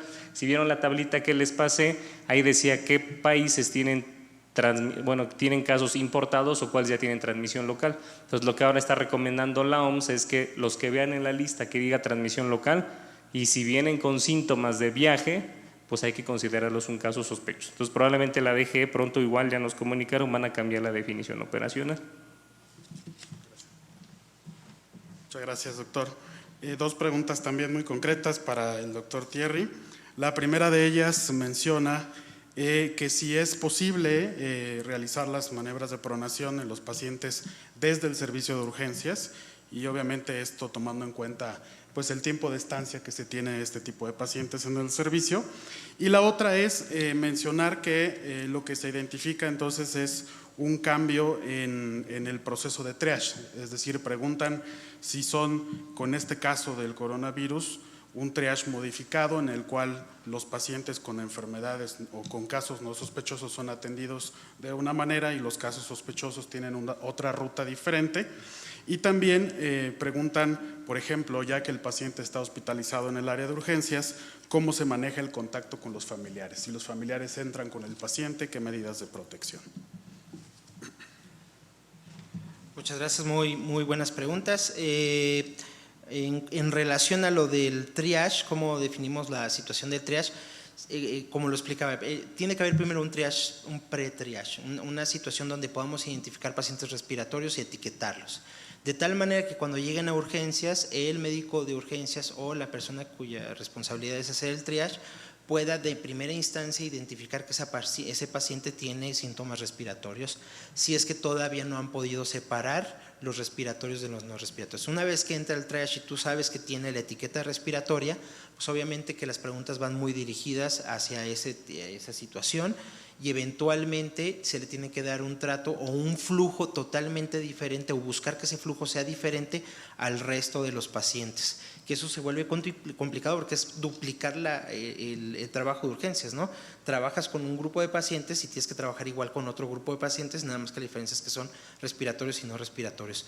Entonces, lo ideal es que estén separados en estos flujos y sean diferentes, o inclusive que una vez que se hizo el etiquetado, el preetiquetado previo a urgencias, el paciente inclusive al momento de llegar a urgencias ingresa a 2 lugares diferentes y va a haber 2 triage, el triage normal de urgencias y también va a haber un triage específico para los pacientes con síntomas respiratorios, que obviamente pues ya te lo dejaron más fácil porque ya sabes que es un paciente respiratorio, entonces son 2 triages diferentes. Entonces sí es algo diferente, sí es modificar un poco el sistema que tenemos y pues tratar de irlo separando. Entonces, una vez que se separa el paciente respiratorio y se maneja en otra área de urgencias o área arquitectónica que hayas logrado separar con barreras, con lo que sea, a veces biombos o si hay paredes o se logró que por la construcción del piso se puede separar mejor, pues ya se lleva a otra área. Los familiares, nosotros hemos tenido que contemplar que también,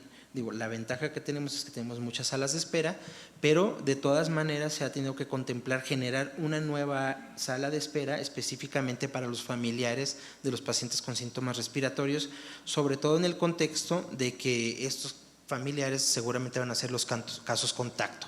Entonces estos familiares lo que vamos a tratar es de buscar la manera de que cuando entre el paciente con síntomas respiratorios, los familiares se vayan a una sala de espera exclusiva también para los familiares de pacientes con síntomas respiratorios. Entonces obviamente que pues, se tienen que generar nuevos espacios, establecerlos y pues acondicionarlos, ¿no? Y todo eso pues es un trabajo de mucha gestión, que pues el que sea el líder del departamento pues va a tener que trabajar muchas cosas. En cuanto a la pronación, pues todos sabemos que en los departamentos de urgencias, a pesar de que lo ideal sería que un paciente durara menos de 8 horas, pues prácticamente la estancia en urgencias es de 2 días, ¿no? Más o menos un paciente. Y si un paciente está grave, pues más o menos algo así, ¿no? Entonces, definitivamente, y nosotros lo hacemos, en nutrición no pronamos en urgencias porque un paciente intubado pasa inmediatamente a áreas críticas, o sea, no tarda 2 días en pasar a terapia intensiva. Pero en el INER, que sí tenemos una saturación mucho más grande, pronamos en urgencias. No tiene nada diferente pronar en terapia intensiva a pronar en urgencias. ¿Qué es lo único que necesitamos? Las ganas de hacerlo. O sea, que los residentes se pongan las pilas, que los adscritos se pongan las pilas. Y obviamente que pues si ya tienen pacientes con ventiladores, la relación de enfermeras-camas pues es algo que se tiene que gestionar a que aumente, porque pues si vas a estar pronando pacientes y tienes pacientes críticos, pues no porque estén pronados necesitamos más enfermeras. De hecho, el simple hecho de tener pacientes críticos en urgencias es algo que nos lleva a la gestión de tener enfermeras también en urgencias. Entonces, las enfermeras de urgencias, las de terapia intensiva, el video que les pongo de hecho tiene jiribilla. Son 2 enfermeras muy sencillamente pronan al paciente. Entonces, pronar a un paciente no tiene ciencia. Ya cuando lo empiezan a hacer, se vuelve fácil. Sí hay que hacerlo con cuidado, hay que cuidar el tubo, hay que cuidar muchos detalles, que no se tuerza el brazo y todo eso, pero nada que no hagamos en medicina. O sea, hay cirugía corazón abierto y no queremos pronar a un paciente, pues no va. Entonces sí hay que pronar al paciente, sea en urgencias, sea en terapia intensiva, y conforme vayan mejorando los servicios prehospitalarios, se van a trasladar pacientes pronados también seguramente. Muchas gracias, doctor Thierry. Y por último, una pregunta que a lo mejor es muy relacionada para el doctor Carlos Victoria. La primera es precisamente que si existe alguna variación entonces en la clasificación o en el triage en campo, cuando estemos hablando, por ejemplo, de un lugar de concentración de personas en donde se identifiquen pues demasiados casos sospechosos al mismo tiempo, y si existe algún mecanismo para poder hacer un reporte de los familiares o para poder dar seguimiento a los familiares de un caso sospechoso que se detecta desde el prehospital. Siempre que vemos el tema del triage, se ha recomendado universalmente, obviamente, que el mejor triage es el que te lo sabes hacer. Hay muchos triages que se pueden utilizar para solamente de forma normal. Específicamente para los casos de COVID no se ha identificado, por lo menos yo lo conozco, si alguien lo conoce, por favor, para identificar específicamente estos casos. Finalmente aquí lo importante es identificar los casos graves, desde luego con síntomas respiratorios. Seguramente también podríamos hacer en campo, tomando en cuenta la pregunta de si hubiese muchos casos sospechosos, pues obviamente separar, etiquetando, como ya comentaba el doctor, con el cubrebocas, que es una muy buena opción, aquellos que tengan síntomas respiratorios. Pero yo creo que el mejor triage es el que sepamos hacer, porque obviamente es algo que se tiene que practicar continuamente. El que quieran, el Manchester, el canadiense, el australiano, el que gusten, pero que lo sepamos hacer. Entonces, creo que es eso. La otra era, ¿cuál era? Los familiares. De los familiares. Obviamente, si nosotros detectáramos un caso sospechoso, obviamente en domicilio, etcétera, donde está siendo atendido el paciente, pues le tenemos que brindar a ese familiar, obviamente, especialmente si el paciente se va a quedar en el lugar, para tratar de evitar que se nos vaya a fugar ese caso como caso sospechoso o obviamente para detección temprana. Entonces tenemos que darle toda la información, ya habíamos puesto ahí un número, 800, si vemos por ahí que el paciente pues, como que le vale y como que no va a hacer gran cosa o no nos creyó lo que le estábamos diciendo, lo más seguro pasan dos cosas, o lo va y lo mete a su casa y ahí lo mantiene, esperando que obviamente siga las instrucciones que le podamos dar de aislamiento, o se lo lleva a unidades de salud. Entonces, seguramente pues ahí podrán volver a identificar el caso y hacer todo el estudio de caso.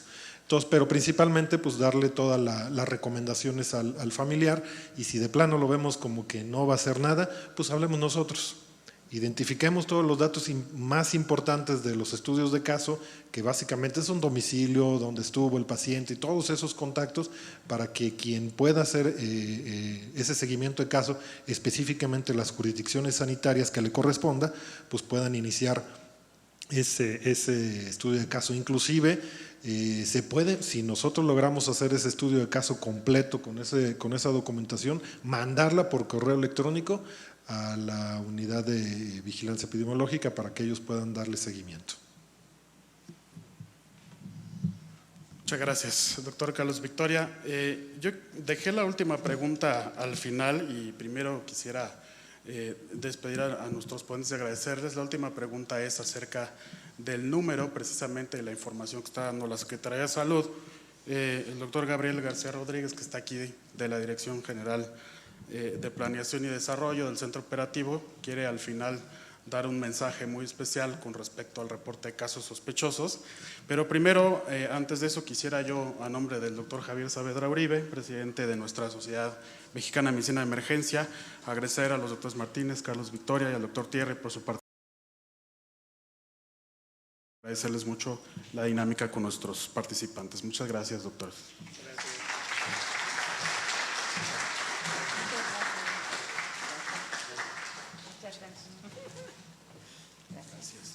Bien, antes de poder cortar la transmisión, quisiera yo dar paso al doctor Gabriel García para este anuncio final y agradecerles tanto a nuestros socios de manera presencial como a todos aquellos que se encuentran conectados en línea, la participación y la interacción a través de los chats, y asimismo también hacer un agradecimiento formal y aprovechar este foro por el apoyo y la asistencia que tuvieron todos y cada uno de ustedes en el último Congreso Internacional de Medicina de Urgencias y Reanimación que se llevó a cabo el mes pasado en la ciudad en Acapulco, Guerrero.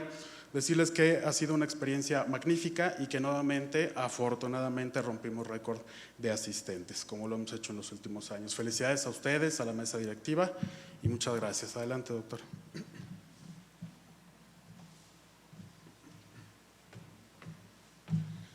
Muchas gracias. Gracias. Rapidísimo, les quisiera solamente dejar un mensaje muy breve, sobre todo algunos puntos claves para la comunicación de riesgos, y hablaban hace ratito el doctor Thierry, el doctor Victoria, precisamente el doctor Arturo, de la comunicación de riesgos, que es bien importante el contacto con el paciente, con los familiares. Estamos trabajando, sí quiero comunicarles que estamos trabajando ya en la Secretaría de Salud para establecer estos protocolos desde el nivel prehospitalario, ¿no? Sabemos que el sistema prehospitalario en México ha tenido un gran desarrollo en los últimos 20 años. Sin duda nos hace falta mucho camino por recorrer. Yo creo que abismalmente nos hace falta mucho camino que recorrer, a diferencia de los países punta de lanza, ¿no? Como Estados Unidos, en Europa, en Francia, Japón.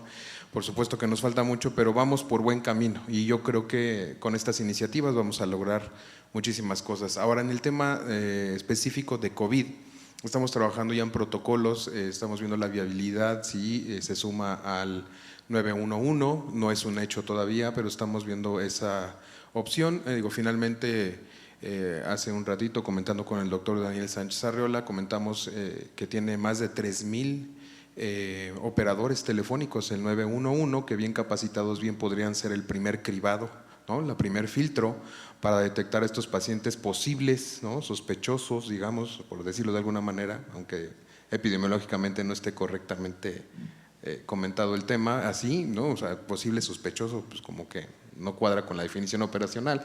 Sin embargo, una vez que tengamos definido este protocolo con unas preguntas muy simples que el radiooperador pueda preguntar, de ahí se podrá hacer el filtrado y secundariamente derivarlos a los centros reguladores de urgencias médicas, que podrán tener la visión mucho más amplia, medicalizada, para poder tomar la decisión si es que tienen que ir por el paciente porque es un paciente grave o lo derivan a su unidad de primer contacto para que se siga el proceso de diagnóstico, ¿no? O detección.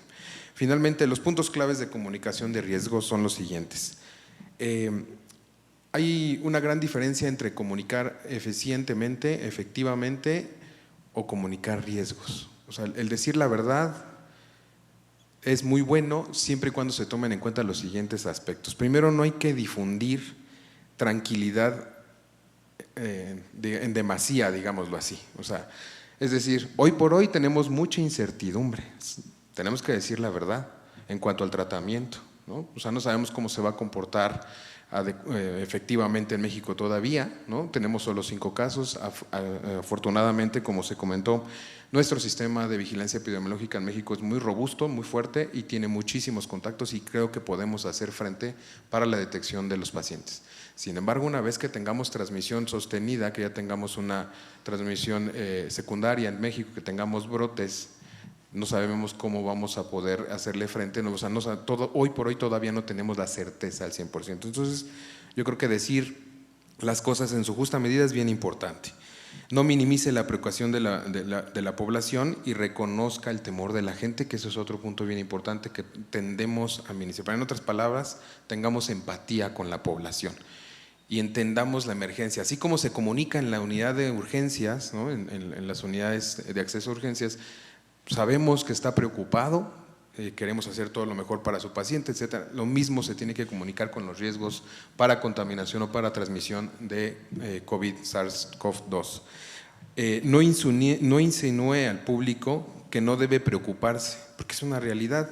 El COVID está aquí y llegó para quedarse, y secundariamente tendremos en algún momento una transmisión secundaria en el país y terciaria, y probablemente llegue para quedarse cada estación, y cada estación tendremos una circulación regular como fue influenza. Entonces, pues no es que, y en este aspecto debe de ocuparse la población en seguir todos los lineamientos de bioseguridad y sobre todo de limpieza, ¿no? De higiene. Entonces tienen que lavarse las manos, etcétera. Entonces, transmitir estos mensajes cada vez que se toque el tema no es demasiado, al contrario, siempre hay que hacerlo para que la población esté enterada.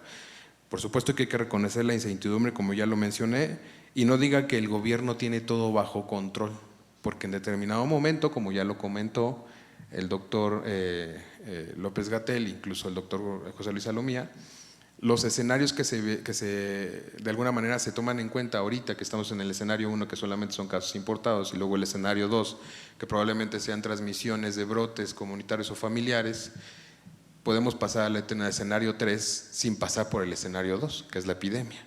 No lo sabemos si en algún momento del escenario 1 se nos brinca el escenario 2 por un contacto múltiple que no lo detectamos, que aunque nuestro sistema de vigilancia es muy fuerte, no sabemos si podemos tener ese riesgo. Entonces, hoy por hoy estamos en control y estamos trabajando para hacerlo, pero no lo tenemos todo bajo control, ¿de acuerdo? Porque igual podemos llegar, por ejemplo, arribo de un barco o de una aeronave totalmente contaminada y no lo sabemos si va a poder acceder, ¿no? Por supuesto que todo mundo estamos trabajando para que eso no suceda.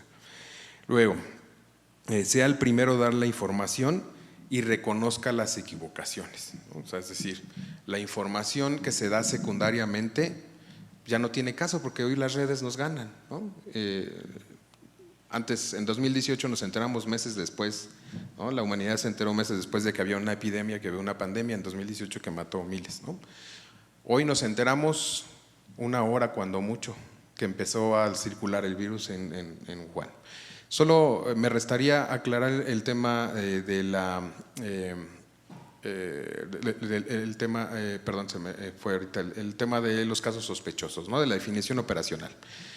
Efectivamente, hoy en el mundo la Organización Mundial de la Salud ha sido muy dinámica, ellos han actualizado mucho más rápido que nosotros. Recordemos nada más que nuestra definición operacional se debe a una norma oficial mexicana que está anidada al al Comité Nacional de Vigilancia Epidemiológica, es decir, esta definición operacional tiene que ser definida por este Comité Nacional de Vigilancia Epidemiológica, que toma en cuenta no solamente la cantidad de casos que tenemos, sino todo el comportamiento que tiene el virus alrededor del mundo y las situaciones especiales que tiene México en cuanto a las relaciones con el mundo y otras situaciones epidemiológicas a considerar. Entonces, hoy por hoy la definición operacional incluye solamente estos 7 países. Recordemos que empezó esta definición operacional como paciente que estuvo en Wuhan, ¿no? en la demarcación de Hubei en China, posteriormente evolucionó a todo China y después de todo China evolucionó ahora a los 7 países y secundariamente seguramente vamos a evolucionar más y cada vez más hasta que lleguemos a una definición operacional como lo que hoy tenemos de influenza, ¿no? Entonces no correr, estar en el marco de la legalidad, estar atendiendo el comunicado técnico diario donde se está publicando las actualizaciones pertinentes. Pues muchas gracias. Muchas gracias al doctor Gabriel García, aprovechando aquí su participación. Bueno, pues no me resta otra más que agradecer a todos ustedes, nuestros socios presenciales, a los socios en las redes sociales, agradecer su participación y nos vemos en la siguiente sesión mensual con un tema seguramente muy interesante. Muchas gracias y hasta luego.